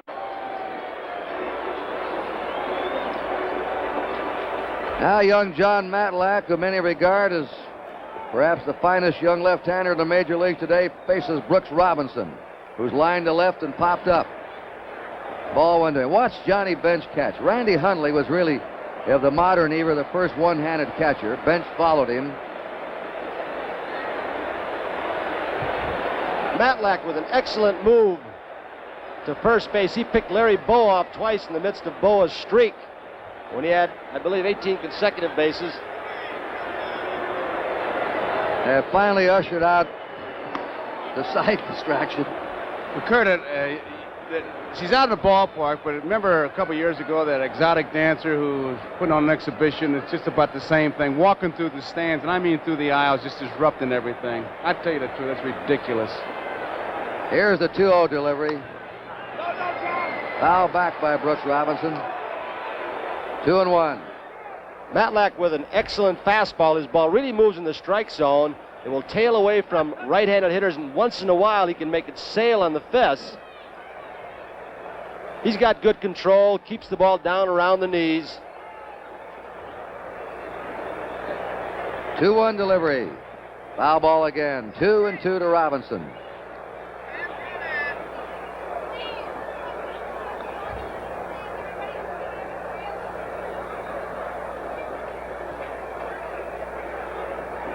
And now our mobile camera, run by a micro relay system, gives you the look from the right field line. We have 2 of these cameras here tonight. And of course, with the advancement in transistorized equipment, we'll move around a lot better than we could 5 years ago with them. Another foul. 2-2. What'll it be 10 years from now? I remember, Joe and Tony, about 10 years ago, we had 3 cameras doing a ball game. It was remarkable to get a close-up. Now here's our second camera, high in Three River Stadium looking down, and the other one in the National League bullpen. The 2-2 delivery. There's a drive in a deep right center. Cedeno room again. 2 outs. George Hendrick holds at first. And Thurman Munson coming up. Munson has doubled and popped up. So far, in my mind, Joe and Kurt, the defense of the National League has been about the standout thing in this ball game. Garvey has made a great play to save a run. Cedeno saved at least 1 run by that catch in right center field. So they've made about 4 good plays. And Joe Morgan made a good stab on the hot smash off the bat of Yastrzemski. 2 outs, Hendrick at first. We're in the top of the 6th inning. Sent your way by NBC. 25 consecutive years of televising the All-Star Game and, of course, the World Series this October. Joe, pitchers like Matlack hard to catch the way his ball darts around in the strike zone? Not really, Tony, because he is around that strike zone. It does move, but he's around the plate. Changed up that time. 2 balls and no strikes to Munson. The guys that make it tough are the guys that got you up and down like a yo-yo, and you don't know where it's going. Frank Robinson is on deck, and if he gets a shot, he's going to pinch hit. Frank Robinson. Now 4th on the all-time home run list. And it's 3-0 to Thurman Munson. What do you think, Kurt? They've been turning him loose. You think he's going to hit? Come on. I don't think so. I think they like to give the take on here. Robbie a shot with a couple men on. Taken all the way. Taken ball 4. Frank Robinson now will bat. There's Yogi Berra. He's getting a little anxious. The National League manager, and Joe Garagiola, his old buddy in the Hill in St. Louis. Our fans might recall early in the ball game where we did a little tape with Henry Aaron where he said if he were offered the Atlanta Braves manager's job, he would take it. He also said, and further elaborated to the press, that he thought Frank Robinson, the man at the plate right now, should have gotten the California Angels manager's job. So there's going to be something stirred up in the press tomorrow, fellas. He was that straightforward, huh, Tony? Yeah, I guess he was.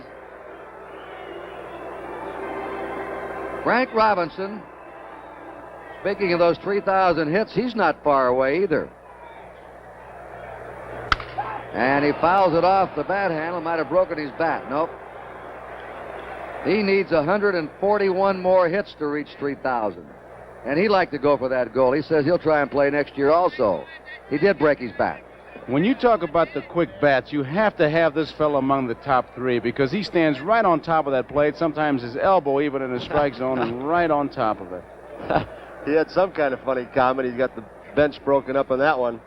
Well, he's led the National League many years in being hit by pitch balls. Then moved to the American League and got hit by the pitch balls. He's led the voting as the most valuable player in the National League. Then went to the American League and won the most valuable player award in the American League.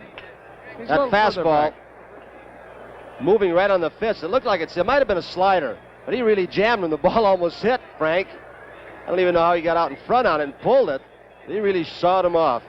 Tony, I wonder if he was laughing because you played an All-Star game, so you know you get a couple free new bats. He may have wanted to take one of them home for a souvenir, and now he's got to use it. 1 strike to Frank Robinson. 2 down, runners on first and second. American League 2 runs down. There's the bullpen, Lynn McLaughlin warming up. Had an outstanding year for the Cardinals. Messersmith started. Brett pitched 2 innings, and now Matlack. Curve, Fuller, what a curve that was. He really broke that one off. That's the best curve we've seen tonight. That was Uncle Charlie, Kurt. Right off the end of the table. 1 ball, 2 strikes. Here's the breaking pitch again as Frank just can't hold up. Took a little bit off. It had Robinson out in front. Ball almost hitting in the dirt. Yes, it did. Bench digging it out. It really broke off a table. There's a ground ball. Morgan plays it in back to second. Scoops to Boa. Fine play again by the National League infield. That's the difference tonight. No runs, a hit, no errors, 2 left. At the end of 5 1/2, 4-2 National League. Death Valley, California. 120 degrees. We parked 5 cars, turned on the lights, and waited. 5 hours later, all the batteries are dead. All but one. A Sears Die Hard. The Die Hard, with extra power to start your car when most batteries won't. Sold only at Sears. New tires must meet U.S. government safety standards. These tires are doing just that, except they aren't exactly new. This set of Sears steel-belted radials has already run the back roads of Morocco and gone 72,400 miles on American highways. And now, after all that, they still exceed the safety standards new tires must meet. That's something to think about the next time you buy tires. The Sears steel-belted radial, only at Sears. Now a message paid for by the Pittsburgh Pirates. The official 1974 All-Star program is being offered by mail to fans and collectors for $2.50. The 72-page book contains special features with color photographs on baseball's all-time All-Stars. Mantle, Clemente, Musial, Mays, Robinson, Williams, Aaron, Berra, Kaline. Scouting reports, photos of the 74 squad, a pictorial history of the All-Star contest, and many other interesting articles. Send $2.50 to All-Star Program, Three River Stadium, Pittsburgh, Pennsylvania, 15212.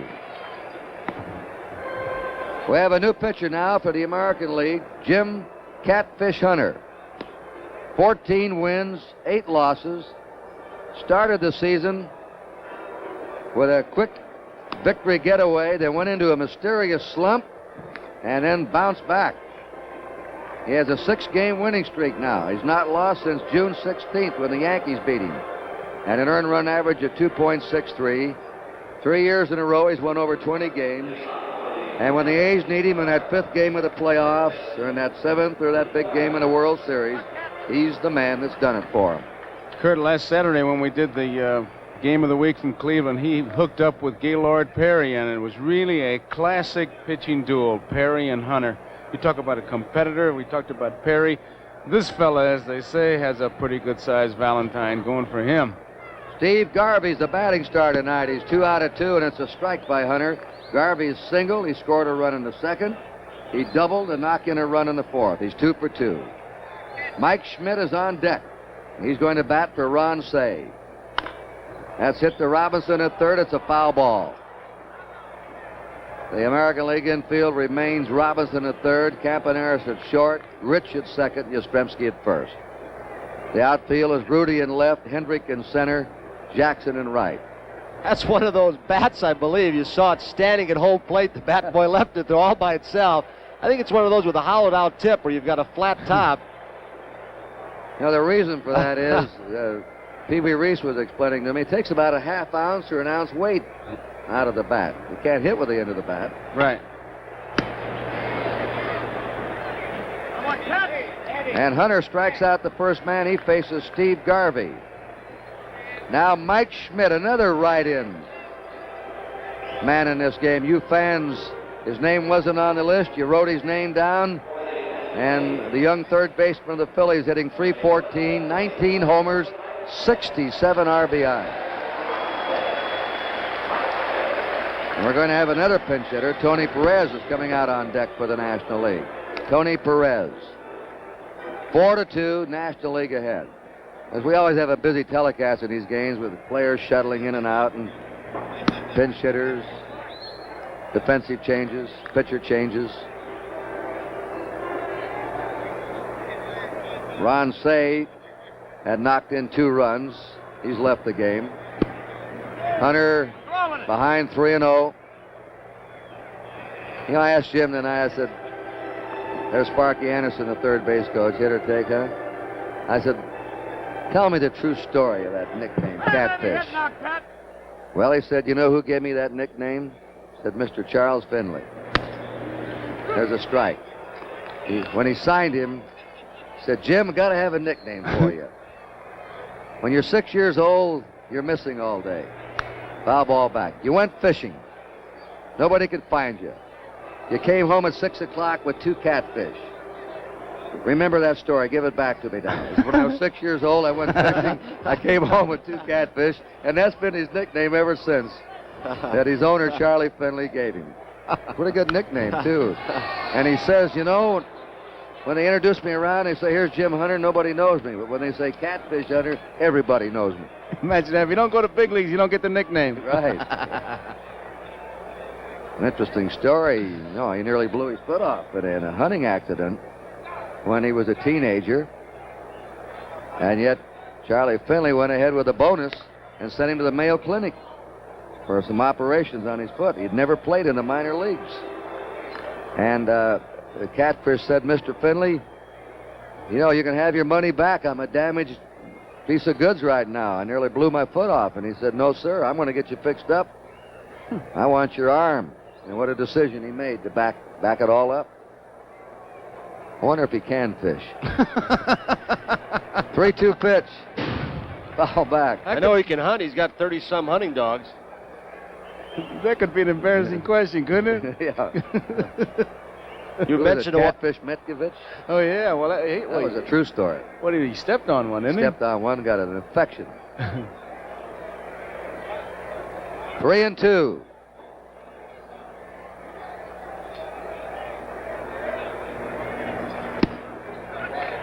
And Hunter's inside. And Mike Schmidt walks in the last of the 6th inning. Now here's Tony Perez batting for Larry Boa.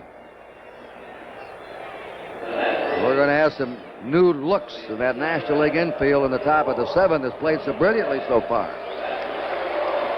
Tony Perez, all he does is just roll along every year, knocking in, averaging about 100 RBIs for the Reds. You might recall out at Anaheim, he hit a home run in the 15th inning off Catfish Hunter to win 2-1 for the National League in '67. We've got to keep our eye on Schmidt because he stole 14 bases during the course of the year. Hunter has a good move. He's an excellent athlete, fields his position, and he's quick to first base. A 1-1 count to Tony Perez. Ralph Garr's on deck. I'd like to have a manager say about me what they say about Perez. There's Ralph Garr. They say that Perez can drive in the big run from any place in the ballpark. He didn't want to go, and he fouled it off. 1 ball, 2 strikes to Perez. You joined us late. The National League scored a run in the 2nd. The American League came up with their 2 runs in the 3rd. They took the lead. National League bounced back in the 4th with 2 and added another one in the 5th, and it's 4-2 National League. That high hard one fooled Perez. 2 strikeouts for Catfish this inning. And Ralph Garr up. He has struck out and fouled out. Here's the time in the ball game I like to watch to see how pitchers, if they continue to work the same way. They've been getting Gar on hard stuff inside. They've been staying inside with him.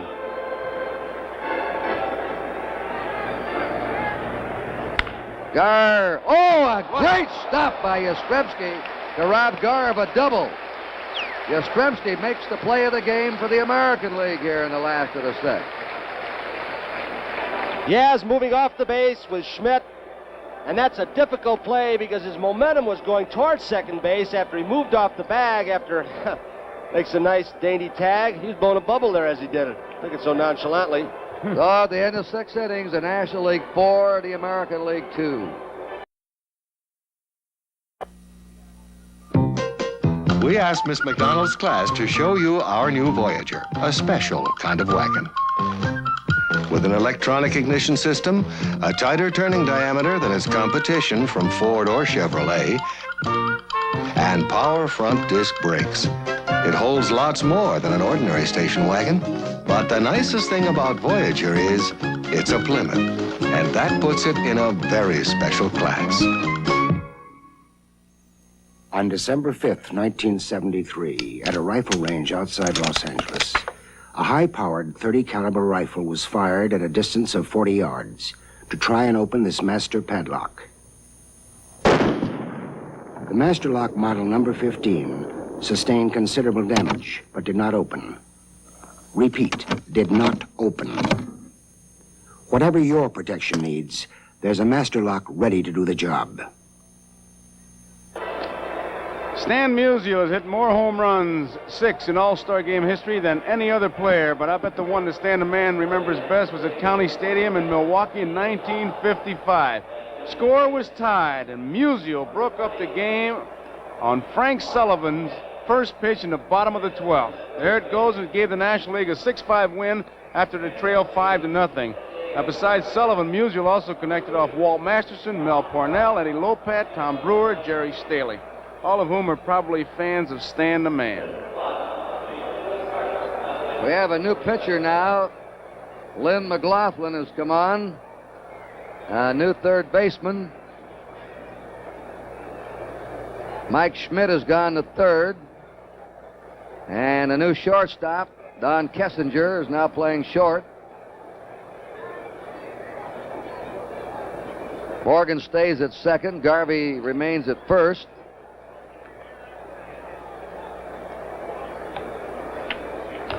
New left fielder, Johnny Grubb, San Diego Padres.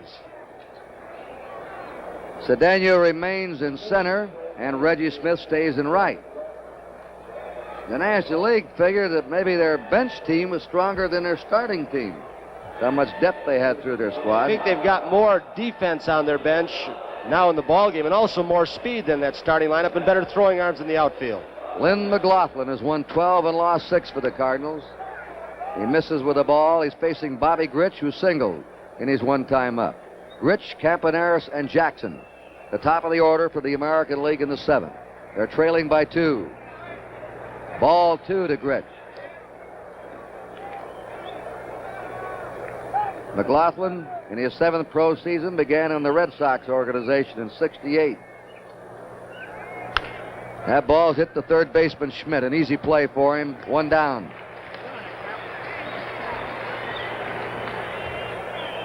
Bert Campaneris is up before he moves in. Next Monday night on NBC, we'll present the Yankees against the Red Sox at Boston. The backup game will be San Francisco at Houston. Our special guest, a man going into the Hall of Fame in Cooperstown in August, Whitey Ford, former great pitcher of the Yankees. And Joe will have his baseball world on before the ball game. Campaneris lifts the fly ball to Smith and right, and McLaughlin has the first 2 men out. What's the pregame show next Monday night, Joe? We're going to go back and check the Negro Leagues with Cool Papa Bell and Satchel Paige and Normal Tweed, and we're going to talk about that. We got some rare footage, and it's a shame that more records weren't kept about the old Negro Leagues. Reggie Jackson has struck out, walked it into a force play. 4-2, National League ahead. The strike, Mike Marshall, the Dodgers.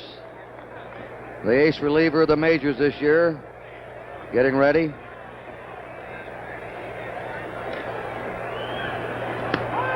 That's a strike. Might add, Kurt, to save me some letter writing, that's what Satchel Paige calls them. They're not the black leagues, they're with the Negro leagues. That's right. There's a high foul out of play. I never will forget Satch's description. I asked him how fast was Cool Papa Bell. But when he went to bed, when he turned the light switch out, he was under the sheets before it was dark. Cool could run. Yastrzemski on deck.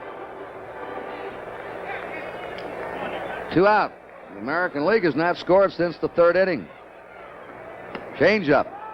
Outside 2-2. McLaughlin suddenly arrived this year with the Cardinals, Tony. For those who have never seen McLaughlin pitch, he reminds you a little of Bobby Gibson. He wants that ball, he wants the sign, he wants to charge that hitter, he throws strikes, he's got a good fastball. There it was. That was it. 3-2 now to Jackson. He was traded to St. Louis by Boston with John Curtis and Mike Garman for Reggie Cleveland, Diego Segui, and Terry Hughes last December. 2 down, nobody on, 3-2 to Jackson. He got him on a curveball. Jackson is caught looking. 3 up and 3 down for the Americans. And with the 7th inning stretch coming up, it's still the Nationals 4 and the Americans 2. It's been pretty crazy out lately. With this shortage, that shortage. I'm going through a money shortage. I hear you. That's not funny. So when I'm hungry, I head for the old Golden Arches. Example, I get a hamburger, regular fries, and Coca-Cola for less than $1. Thanks. Today, getting mileage out of my money is important, and at McDonald's, I do. I believe it. Besides, I'm a nut about French fries. You deserve a break today at McDonald's. You may not be doing as much driving as you used to. Neither am I. But odd as it seems, the less you use your car, the more care it needs. Like tune-ups, and oil changes, with a premium quality motor oil to fight the deposits that can build up in an underused engine. You can't buy a better oil than Quaker State. Refined from 100% Pennsylvania-grade crude oil.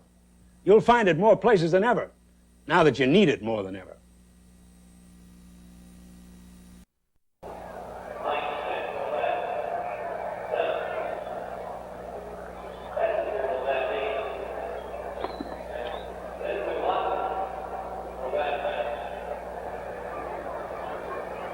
In 1972-62, en route to his major league record of 104 stolen bases, Maury Wills, there he is with Jim Simpson in our radio booth.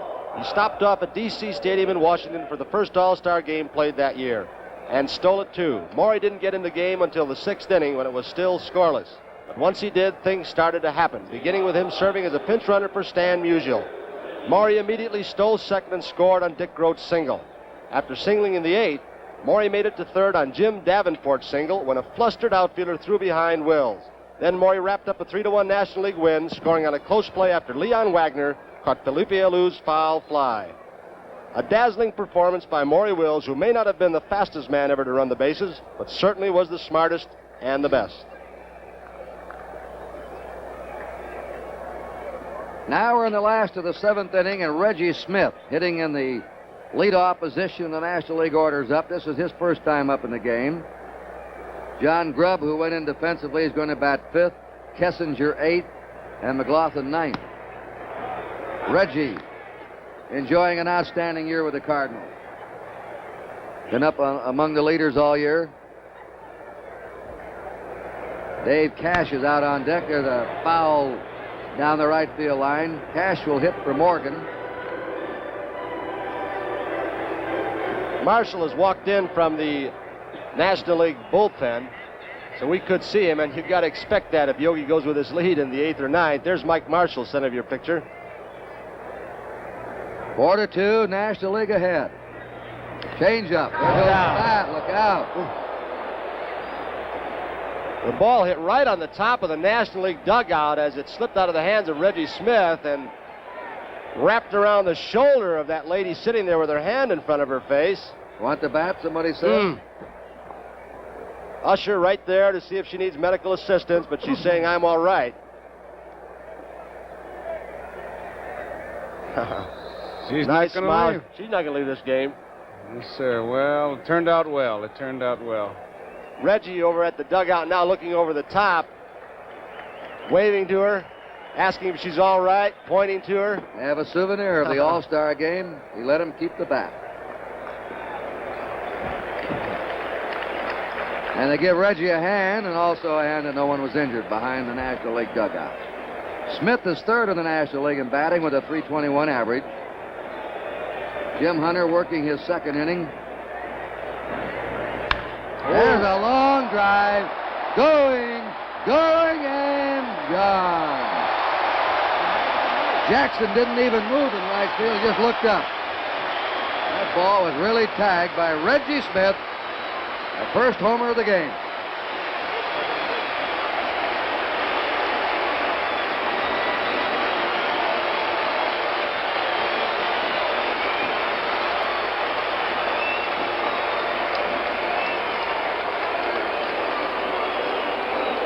And did he know this was a home run all the way, Joe and Kurt? It looked like Catfish may have taken a little bit off. Bell high. Oh, he knows it. He wants to just see how far. he should have bought a ticket, Tony. All right, we have Dave Cash up. He receives a good hand. He used to play here with the Pirates. Now with the Phillies. This is his first appearance in the game. The National League's ahead now 5-2 in the last of the seventh. That was Reggie Smith's first All-Star homer and his first All-Star hit. And Yogi's getting him in the ball game. Only Jerry Grody, Chris Spire, and Ted Simmons have not been in of the players who are not pitchers. Raleigh Fingers and John Hill are two of the aces out of the bullpen for this American League team. A 2-2 count. Fingers, the right-hander. John Hiller, one of the most amazing comeback stories of all time.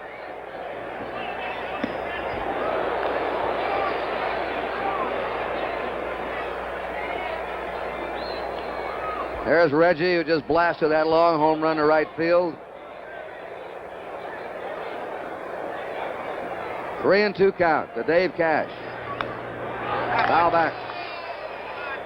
Gaylord Perry started. Pitched 3 innings, 3 hits and a run. Tiant pitched 2 innings, gave up 4 hits and 3 runs.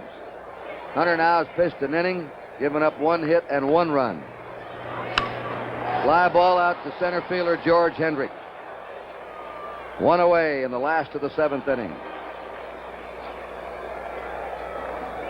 Cesar Cedeno is the next batter.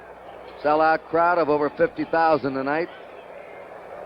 And it rained most of the day here in Pittsburgh. And this game is being televised in Pittsburgh. Cedeno, you might notice in his batting stance as we look in from our center field camera, holds his hands extremely high and wiggles that bat around the top of his head at times. But does he have a cut? He replaced Aaron. Aaron flied out to deep left and grounded out before leaving the game. Cedeno flied to center in his one-time up. I think he's swinging a little bit harder than the past, going more for power than average, and that shows in those stats. Well, 299 is not bad. He's also using a power bat, Tony. That handle is very thin, but look at the thickness of that barrel. It's a big barrel, very thin handle. 1 out, nobody on. Hunter tries to curve him. 2-1. And things are getting a little more desperate for the American League now.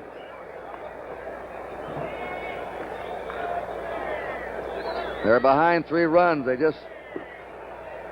been completely dominated in recent years in this game by the National League. And yet the Oakland A's have won the last 2 World Series of the American League. Cedeno, one of the toughest hitters in the National League to fool. He always has a good cut. You can throw him a breaking ball outside and he's got that great power to the opposite field, or you can bust him inside and he can pull the ball. Tough to play. 3-2 count to Cedeno. 5-2, the National League ahead. In the 8th inning, Yastrzemski, Hendrick, and Rudy are due up for the American League. Struck him out. 2 down. Had him reaching for the high pitch. Johnny Bench has gone all the way tonight for the National League. He has struck out, singled, and walked. He scored a run. Kind of interesting, too, Kurt, because he's got 3 catchers, and looked like he wanted 3 catches because he wanted to use all his catchers. They must like the way Johnny's handling those pitchers. Must. Got the lead. The strike. 2 out, bases empty. John Grubb on deck, fine young hitter of the San Diego Padres. A natural smooth swing. 1 ball, 1 strike.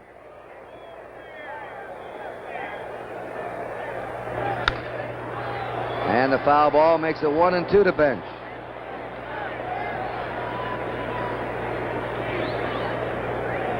Sparky Anderson. This is his man at the plate, Johnny Bench. He makes no bones about it. 1 ball, 2 strikes. That's Hunter's slider that just missed. 2-2.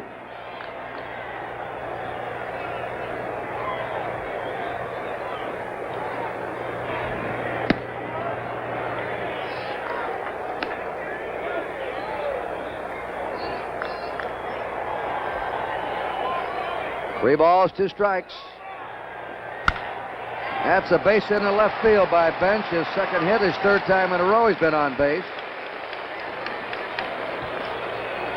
And here's a young fella, Berra, out in front right now by 3. A sophomore in the National League, John Grubb, with a .300 batting average. Last year he hit .311 as a rookie. Players talk about him. He has a natural swing. He's just a natural-born hitter. Padres keep signing players like this, they'll be up in there another 2 or 3 years. 1 ball, no strikes. Speaking of up in there, it's amazing, Joe and Tony, how the races are almost identical at this stage last year at the All-Star game. Grubb pops it up. Campaneris waiting. And the side's retired. 1 run for the National League, 2 hits, they left 1.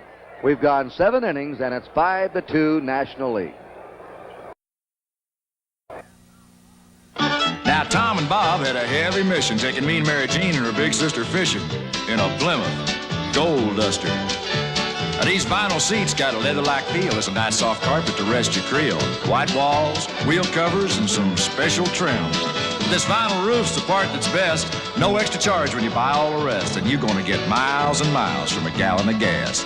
Gold Duster, one of 8 great small car buys from Plymouth.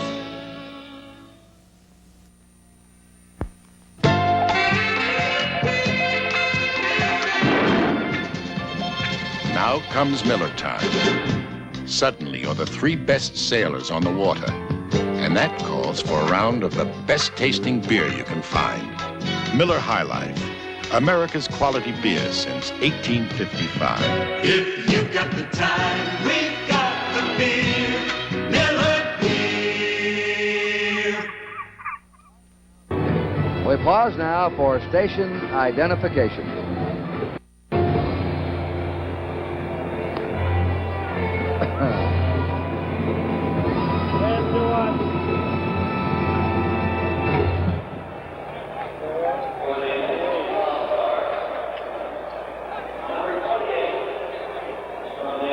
Carl Yastrzemski will lead off. For years, the top defensive left fielder in the major leagues, and he's now developed into a fine fielding first baseman. Let's take a look at that play again that he turned in earlier in this game.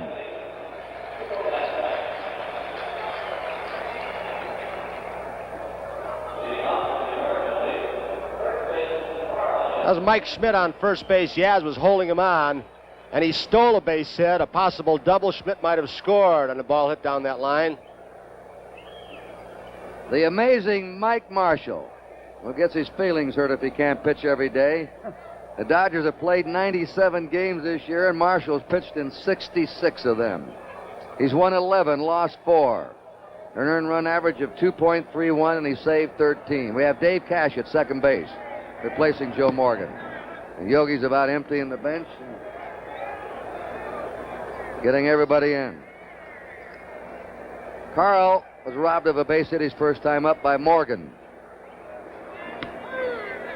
Marshall slows up on him. That's a screwball, and I think Yastrzemski's going to be surprised if he throws them anymore because he throws 3 different kinds. One that breaks straight down, one right, and one left. I've never seen anything like it, Joe. Have you? No way. The thing that was interesting to me, Tony, is watching Bench give the signals. 3 was the signal for the screwball, and he just kind of hung. The first one, it was outside. Then he came back with 3, and he really snapped one off. He not only changed the speed and the break, but he delivery. He nearly had him struck out. That was the screwball again, one of the 3. And you can see Yastrzemski was completely baffled by that. All he could do was hold up when he swing. That's the one that looks like a curveball, but it's a screwball. I don't know how he gets his arm into that kind of position to throw it to break into a left-handed hitter. 2-2 count to Yastrzemski. Beats it foul. Marshall, at this pace that he's going this year, will pitch in 110 games when it's all over. He holds the Major League record now for most appearances in one season, set with Montreal last year of 92. Can you imagine a man working in over 100 games in a season? 3-2 to Yastrzemski. You don't think he signed one of those old contracts like the workers used to do where he worked by piecework? Here's that screwball. Let's look at it again in slow motion. Listen, a little bit up in the strike zone. He changes speeds on it so well. That's the thing. 3-2, and Yastrzemski blasts it foul into the National League bullpen. The American League is trailing by 3 runs in the top of the 8th inning. They've lost 10 of the last 11 games, and they're in a hole tonight. Harriman division. I couldn't see it. 3-2. Foul again. He came in with a fastball that time. A few weeks ago, you might remember, Mike Marshall set a record of pitching 13 consecutive games in a row. We have banners sprayed all over this park tonight. 3-2. Yastrzemski is on to lead off the 8th inning. NBC is going to present preseason football Saturday, August 17th. Cincinnati Bengals at Atlanta. Saturday, August 24th. The defending Super Bowl champs Miami against the Rams at Los Angeles. And Thursday, September 5th, Pittsburgh at Dallas. Preseason pro football on NBC. #1 in live coverage of major sports events all year round. George Hendrick's been up one time and he's single. And it's a ball to him. John Brody will join our NBC telecasting crew, working with Jim Simpson. And Don Meredith will be working in Los Angeles and in Dallas with L.D. Regattas and me. We welcome Don and John to NBC. Kurt, you mentioned Marshall's 13-game streak, and he told me before the ballgame there was not one game there where he was not used the way they usually use him in a close game. Walter Alston never tried to just keep the streak going, and he said, I could have pitched in the 14th if I had to in 15th. But the 14th, we got way behind, and they didn't need me. Now, he's just walked Yastrzemski, and now he's 2-0 to Henry. Foul ball. Joe Rudy's on deck. Oddly enough, he's been wild with his fastball. His breaking stuff, he's been able to get over. There you get a good shot at Rudy. The screwball really doesn't matter whether you have a right-hander or left-hander to send up against him, but the only 2 left-handed batters the American League has left in their dugout are Darrell Porter, a young catcher, and John Mayberry of the Kansas City Royals, available for pinch hitting duty. That's a foul ball off his bat hammer. 2-2 count. Most screwballs, like Marshall with a screwball, if he throws the one, let's call it the standard one, to a right-hand hitter would break inside. And Kurt, that's what Harry Brackeen did to Ted Williams so well in the '46 World Series. Williams' belt buckle was the target, and the cat was able to hit it. It was just phenomenal. The little cat won 3 games in that '46 series. Williams always claims one of the greatest pitchers he ever faced in that series. 2 balls, 2 strikes. 3-2 to George Hendrick. Remember, the American League's trailing by 3.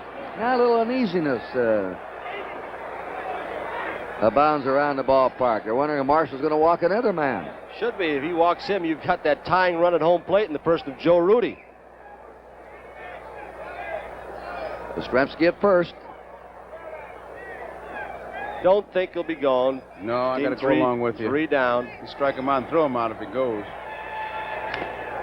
How about? Right-handed pinch hitters. The American League has young Dave Chalk of the Angels left, Don Money of the Brewers, Cookie Rojas of the Royals, and Sundberg, the young catcher of the Rangers. Well, I wonder who's going to win the most valuable player award here in this All-Star game tonight. That's right. 3-2 delivery. He reached for a bad pitch, taps it to the box, to throw to second. In time there. Kessinger covered. That was ball 4 to Hendrick. It appeared from up here. On this AstroTurf for artificial surface, the ball almost bounces over the head of Marshall. He just gets it to the top of his webbing after he misjudged it slightly. He started going back. Now he leads his shortstop, Kessinger, as Cash backs up the play. And that's something that can get confusing when you don't play together too often, and these two have never played together. But it was a good throw by Marshall. He led Kessinger perfectly into that bag. Joe Rudy's been up once, and he flied out to deep right. 1 out for the American League. The outs, the innings are running out for them. They're trailing 5-2 in the top of the 8th. This Rudy is really the last of the tiptoe hitters. Watch his front foot. A strike to Rudy. He really spreads out, doesn't he? He gets right up on that toe for some reason. I guess he feels like he can spring off better, but it's kind of interesting. Makes no difference how you stand. It's what you do. Whoever thought Musial could hit with his stance. Peeking around the corner. Right. Let's you get up there in a minute. Get up there, Joe. That's it. Foul ball down the third base line. Big John Mayberry's on deck to pinch hit for the American League. And he'll bat for Brooks Robinson. And it looks like Steve Carlton out in the National League bullpen getting warmed up.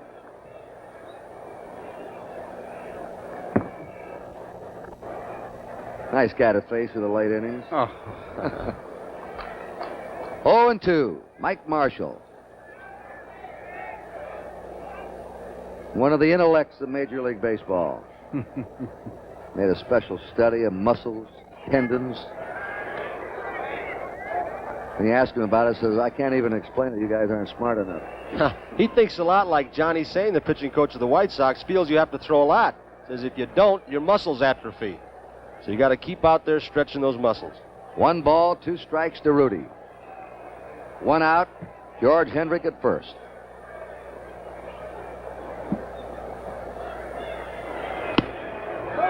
Fastball's high and away. It's 2-2. The American League's had only 1 hit since the 3rd inning. And they've been shut out since they scored their 2 runs in the 3rd. 3 excellent plays in the infield by the National League. And Cedeno's catch off the bat of Campaneris in deep right center have choked off the American League scoring tonight. This will be a 2-2 pitch now.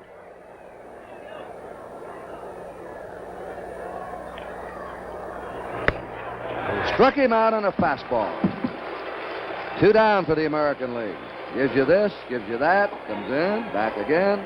Interesting enough, though, that when he gets in a jam, he goes to his fastball. He gives you all that kinesiology business about the muscles and the screwball and the curveball, but when he gets in trouble, he jumps right on that express. John Mayberry, batting .260 for Kansas City, 19 homers, 53 runs batted in. Been hampered in recent weeks by a severe hamstring pull.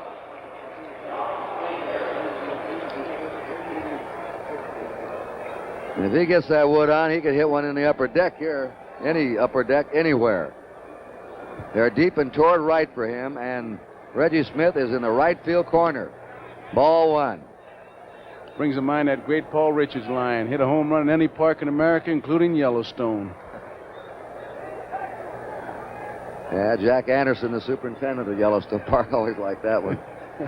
1 ball, no strikes. Ooh. He was trying 1-1. We pause briefly for station identification. This is the NBC television network.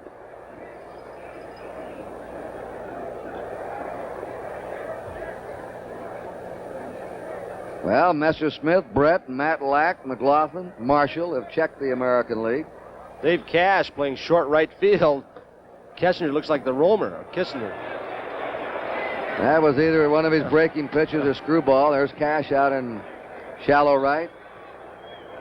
Kurt Gowdy, Tony Kubek, Joe Garagiola. We hope you've enjoyed tonight's All-Star game from Three River Stadium in Pittsburgh.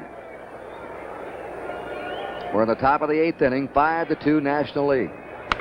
He hits it down to first baseman Garvey. Easy play, and the American League has 3 outs left in this game. No runs, no hits, no errors, 1 left. Last of the 8th coming up, 5-2 National League. To get the most mileage from a new set of tires, you treat them right from the start. We didn't do that. Before this set of Sears steel-belted radials ran roads like this, they ran Morocco. Before they ran high-speed expressway, they ran blistering hot desert. Before the rain-slick highway and stop-and-go traffic, roads with guts of pure granite. Over 1,000 miles on some of the toughest road in the world. We punished them the way you never would. Then we put the same set of tires on the highway to see what they had left. Thanks to a combination of radial design and 2 tough steel belts, they're still going strong. 72,400 miles later. The Sears steel-belted radial. It can take a lot and still go a long, long way. Radial design. 2 steel belts. The Sears steel-belted radial. Only at Sears. Well, there's my man Yogi Berra, and I just had to ask him about his feelings of being a manager in the All-Star game. Did he ever think it was possible?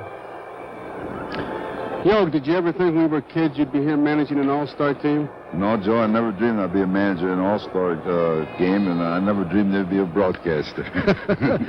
When you're managing this club, do you think about any of the teams we had as kids? Oh, I sure do. We always had the biggest guys, you know, Joe, we picked, and Pucci, you know, he was our biggest guy, played first base, and the fattest guy was you. You were catching. Oh, nice going, Yogi, nice going. It's a big thrill, and good luck to you. Well, thank you very much, Joe. 2 boyhood buddies who grew up together, played baseball as youngsters on the hill in St. Louis. There's one of them, Yogi Berra, and the other one sitting here to my left, Joe Garagiola. Kurt, was it like that in your neighborhood? I know it was in Tony's, that the fattest kid was always the catcher? Yeah, it was mine. Well, when it warmed up in July and we got him out there, that's right. Nobody wanted to catch. Always the fat kid. I was always the catcher. Raleigh Fingers is now on for the American League. At third base is Dave Chalk. He's the first rookie in this game tonight for the California Angels. He'll be hitting 9th, and Fingers will be batting 7th in the American League lineup. Steve Garvey has gone all the way. He has singled, doubled, and struck out. He's knocked in a run, and he scored a run. 5 runs, 9 hits for the National League, 2 runs, 4 hits for the American League. The National League has sparkled in pitching and defense. And they've out-hit them, more than doubled. Well, you'd have to say they've dominated every phase of the game tonight. 1 ball, 1 strike.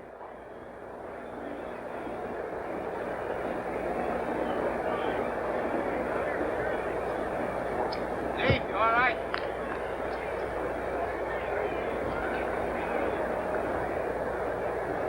Mike Schmidt on deck. Fingers, one of the better relief pitchers in baseball. There's a drive hit deep into the left field corner. Rudy racing hard. Oh. Hey, what a grab by Joe Rudy. Sliding into foul territory. He's made catches like that in the World Series the last 2 years. But nobody ever talks much about him. We'll look at it again, and we've talked before about how much pride means to these All-Stars, and he goes diving on the warning track, almost into the bullpen fence.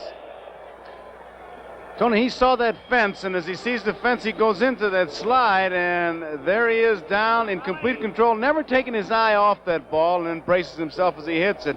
Here's another good shot of it. And as you say, Kurt, he's made them everywhere. I'll never forget the World Series of '72, climbing the wall in the opening game in Cincinnati to save it. The catches he made in both World Series. He just makes the big play and continually gets the big hit for you. Never says a word. There's a low at the beginning of the season, goodbye at the end, and picks up his World Series check and goes home. That's something. 2 balls and a strike to Mike Schmidt, who walked his first time. Ohio University. Schmidt played college ball. Last year he struggled, hit below 200. Got off to a good start. I couldn't get used to it. Got into a slump. Put me on the bench. Worried. In awe of everything. Now I'm used to it. Now I'm ready. 3-1 pitch. Foul ball back. If he gets a hold of one here tonight, you'll see something. He's hit some of the longest home runs in the major leagues this season. Well, he has the longest single ever hit in that Astrodome where he hit the speakers up there, which is about in another county. I think it's a different time zone out there. Yeah, they do move it back into the mountain time. They do. From Central. 3-2. 1 out, nobody on. Last of the 8th inning. Mike Schmidt walks.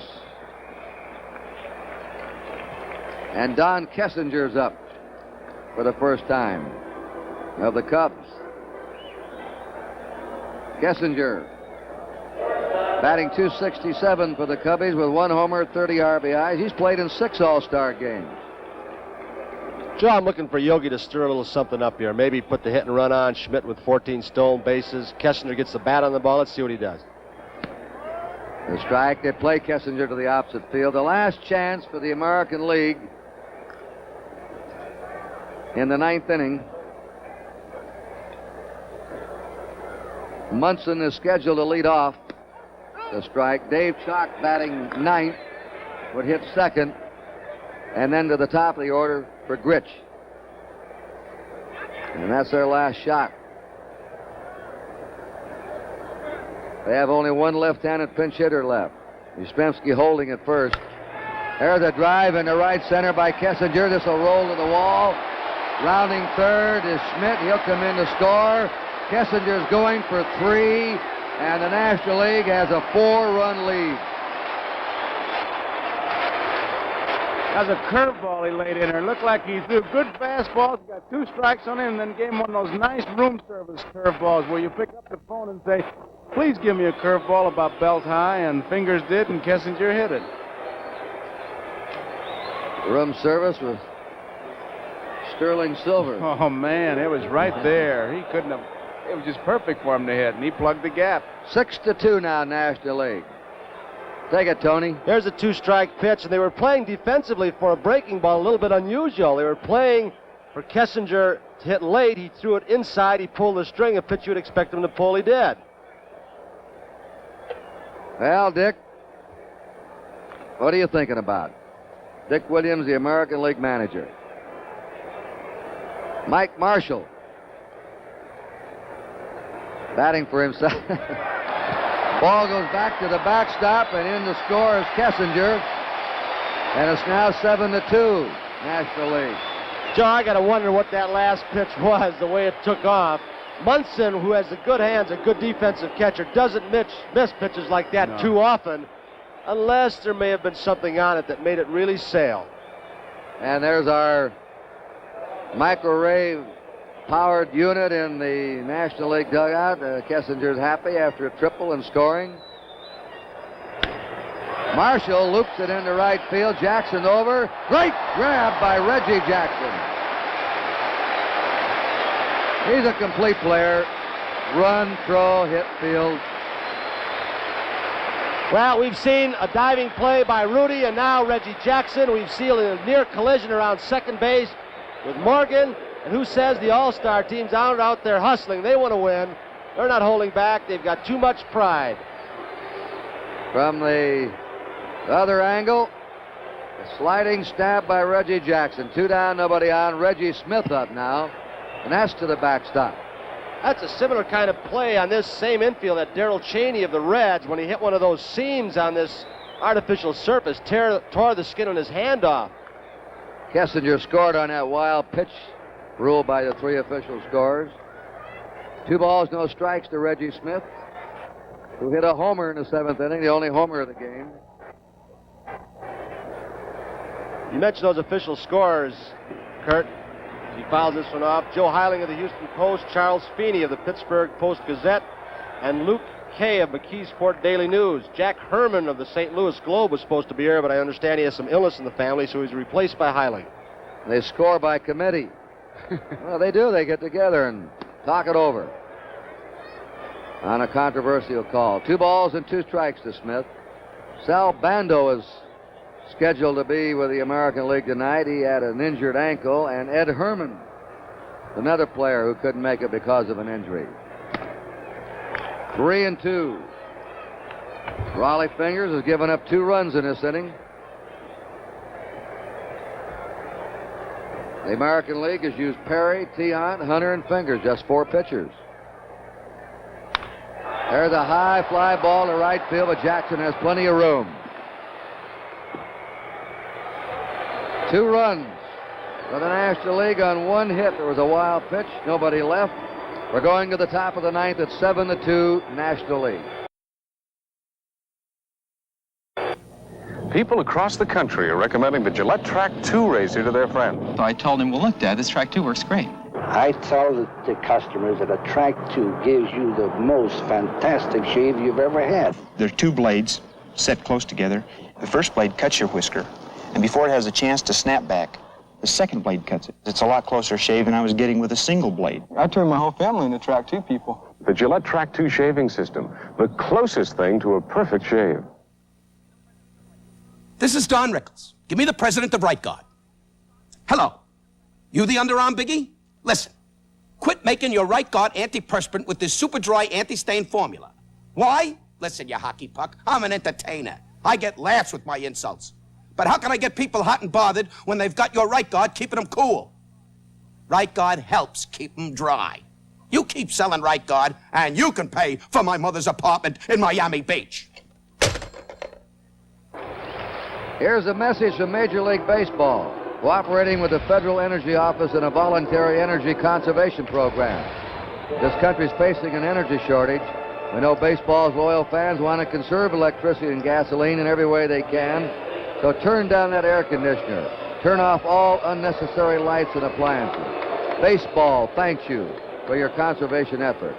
This message from the Office of Energy Conservation, Federal Energy Office, furnished to the public service by Major League Baseball. Jerry Grody now has replaced Johnny Bench. Behind the plate, it's Marshall and Grody, the National League battery. Thurman Munson has caught the entire game for the American League. He's leading off in the 9th.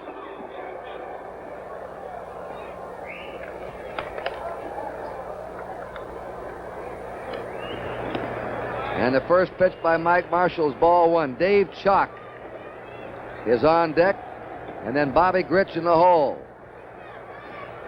They represent the last hope for the American League in the 9th. There's a ground ball to second baseman Cash. The pickup and throw, and there's 1 down. And the American League's down to their last 2 outs. Here's the only rookie in this game. Dave Chalk of the California Angels, out of the University of Texas. He's going to be a good one. I want to thank Jim O'Gorman, our production stage manager, and Ed Prendergast for their work in the booth tonight. Our field coordinator, Hugh McDermott, and our statistician, Alan Roth.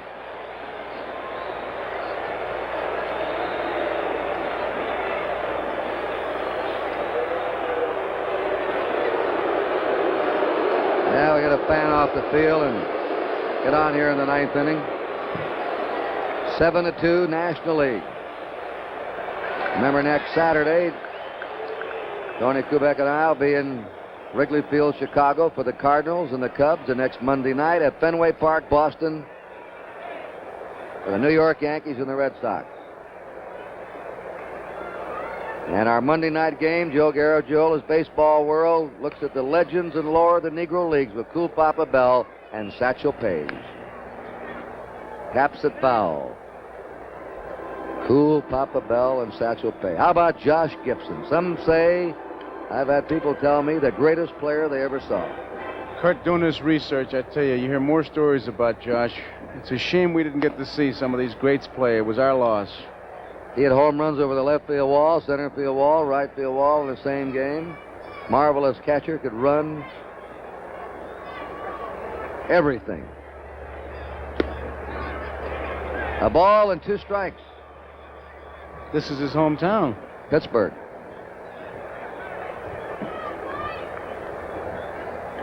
What is that? Homestead Grays? Homestead Grays, that's right. 1 ball, 2 strikes, 1 out here in the 9th inning. The National League ahead by 5. Mike Marshall pitched the 8th, walked the man, and put the next 3 men down.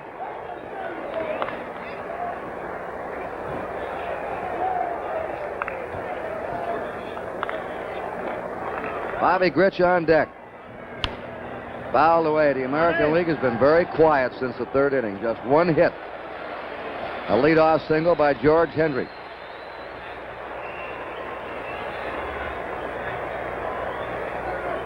Check that, 2 hits. Grich had a single in the 5th. They've had 3 singles and a double tonight off National League pitching. And Chuck strikes out. 1 out left now for the American League. And Bobby Grich is up. He is singled and grounded out. Nothing happens to change this picture. A special committee, instead of writers and broadcasters and waiting for a long discussion, Steve Garvey has been selected as the most valuable player in this game. The first baseman. He's gone all the way for the Dodgers. For the National League tonight. Here it is, right to Garvey, the most valuable player. He's got the ball. 3 up and 3 down. The National League has won its 11th game of the last 12. Their 3rd win in a row. The winning pitcher was Ken Brett. The losing pitcher was Louis Tiant. We're going to see Steve Garvey receive the MVP trophy of tonight's game. But we'll be back. The final score. The National League, 7 runs, 10 hits, 1 error. The American League, 2 runs, 4 hits. Freedom. Financial freedom. Freedom to live the way you want. Freedom to educate your children the way you want. Freedom to retire the way you want. Financial freedom. It doesn't come easy. But you don't have to go it alone. Merrill Lynch wants to help you fight for it. Merrill Lynch wants to help you fight for your financial freedom. By reaching out to see things differently, man's genius is now helping to free him from his earthly home. Another result of that reaching out, the amazing electronic devices like this one, designed for Quasar Color TV. It's part of our continuing improvement in 100% solid-state design, where solid-state devices contribute to your confidence in the set you buy. Reach out for Quasar. Where are we going? What camera here? Yeah. All right, with me on the field, baseball commissioner Bowie Kuhn, the man who won the MVP trophy for this All-Star game of 1974, Steve Garvey. Mr. Commissioner, you have the honor. This trophy is emblematic of the most valuable player in the 1974 All-Star game, the 45th All-Star game. It goes to Steve Garvey for outstanding offensive and defensive play in this game. You clearly earned it, and on behalf of professional baseball, I congratulate you.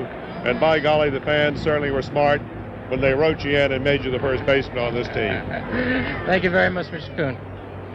That is something, a write-in candidate. You weren't even expected to show up for the ball game. You were so sick for a while, Steve, and here you play the entire thing. You take a hit away from Yastrzemski in the 5th, save a couple runs, a possible rally, and that's quite a tribute to this man right here for playing that entire ball game, Commissioner. I'd say so. I repeat, it makes the fans look like the most sagacious people around. That's what we think they are. Steve, one final comment? Yes, Tony, I just can't express in words itself the thanks to all the people across the country that got me here. And I think this is my way of repaying them, because this isn't my trophy tonight, it's theirs, I think. Steve Garvey, my thanks. Commissioner Bowie Kuhn, thank you. Your system with the cards and the punch-outs and the write-in has proved that it works. Thank you so much. Let's go back upstairs. Again, the final score, the National League 7, the American League 2. In a moment, we'll continue to review the action of tonight's game.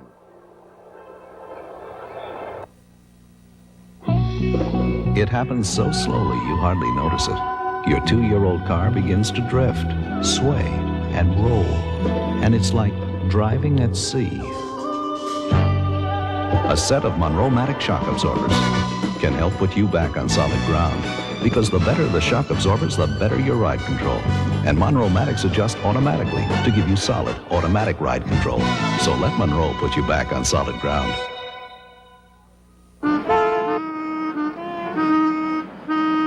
Don't tell me you told me. I told you. Well, don't tell me you told me. I told you.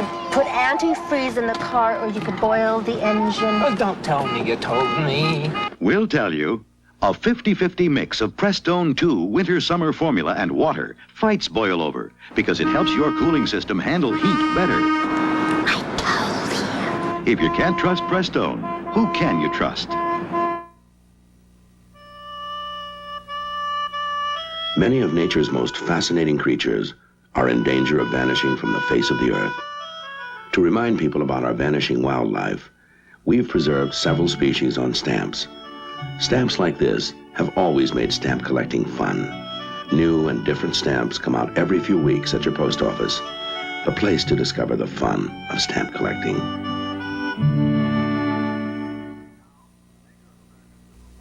Now, from the maker of America's #1 selling compact cars comes a new small car.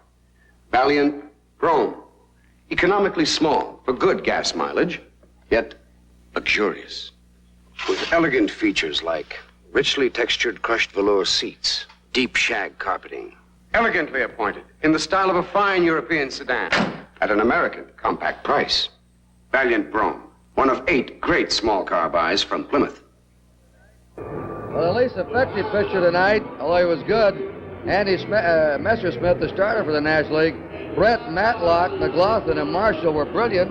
And the National League just had airtight fielding, Joe Garagiola. I think that was the whole key to it. I thought we might see a little bit more base running. And the other thing that might point out as far as the National League is concerned, Kurt, we saw some players who were in the thick of that pennant race really do things that they do and we take for granted. Morgan in his fielding, for example. I thought that was significant. The defensive plays especially. And there was one key play of the game, although it wasn't a close game. It might have been in the 5th inning, when Gritch was on with a single and Cedeno robbed Campaneris of extra bases. Just simply outran that ball. We saw some fine plays here, and I would like to harken back to Garvey of becoming the most valuable player. As Tony pointed out, he was sick, he was puffy, but what a story that is, that in spring training as a youngster, he would ride on the bus because his daddy drove the bus in Tampa, Florida, and he'd get around these ball players, and here he is, the best of the All-Stars. And I think we should give the fans credit for taking the effort to write his name in a ballot. That's a little effort. That's right. You go by computers, you make them up so early. In fact, Aparicio was even on the ballot this year, but you can't get the good baseball fan. He knows what he's doing, and he showed it by writing in the Garveys and the Schmidts. Has to be discouraging now to the American League. They've now lost 11 of the last 12. It is. Let's go down to Tony Kubek now for his final wrap-up. All right, Kurt and Joe, I think the thing we've got to do also is throw some bouquets in the direction of the American League. When you see a Reggie Jackson and a Joe Rudy late in the ball game, down 3 runs, diving on dirt tracks, on cinder tracks, coming up with diving catches, you got to believe what all these players believe in this ball game tonight. It's a matter of personal pride, win or lose. They're out there to do their best for their clubs and their leagues, and we saw it in the ball game tonight. Back upstairs. You know, we're just about where we were at this stage last year, Joe. Wild scramble, American League East, National League East. Cincinnati now about the same spot as they were last year with the Dodgers and the Oakland A's out in front in the Western Division of the American League. Everything's getting tight. It's getting tough to breathe. As Pete Rose says, the big red machine's coming, and you talk to the Pirates, they're coming. Everybody's moving. It's going to be an interesting last part of the season, and we hope you're going to be with us on NBC Saturday afternoons and Monday nights. On behalf of Joe Garagiola, Tony Kubek, Kurt Gowdy, thanking you for looking in. The 1974 All-Star Game has been brought to you by the Gillette Track 2 shaving system. It's the closest thing to a perfect shave. By Sears Tire and Auto Centers.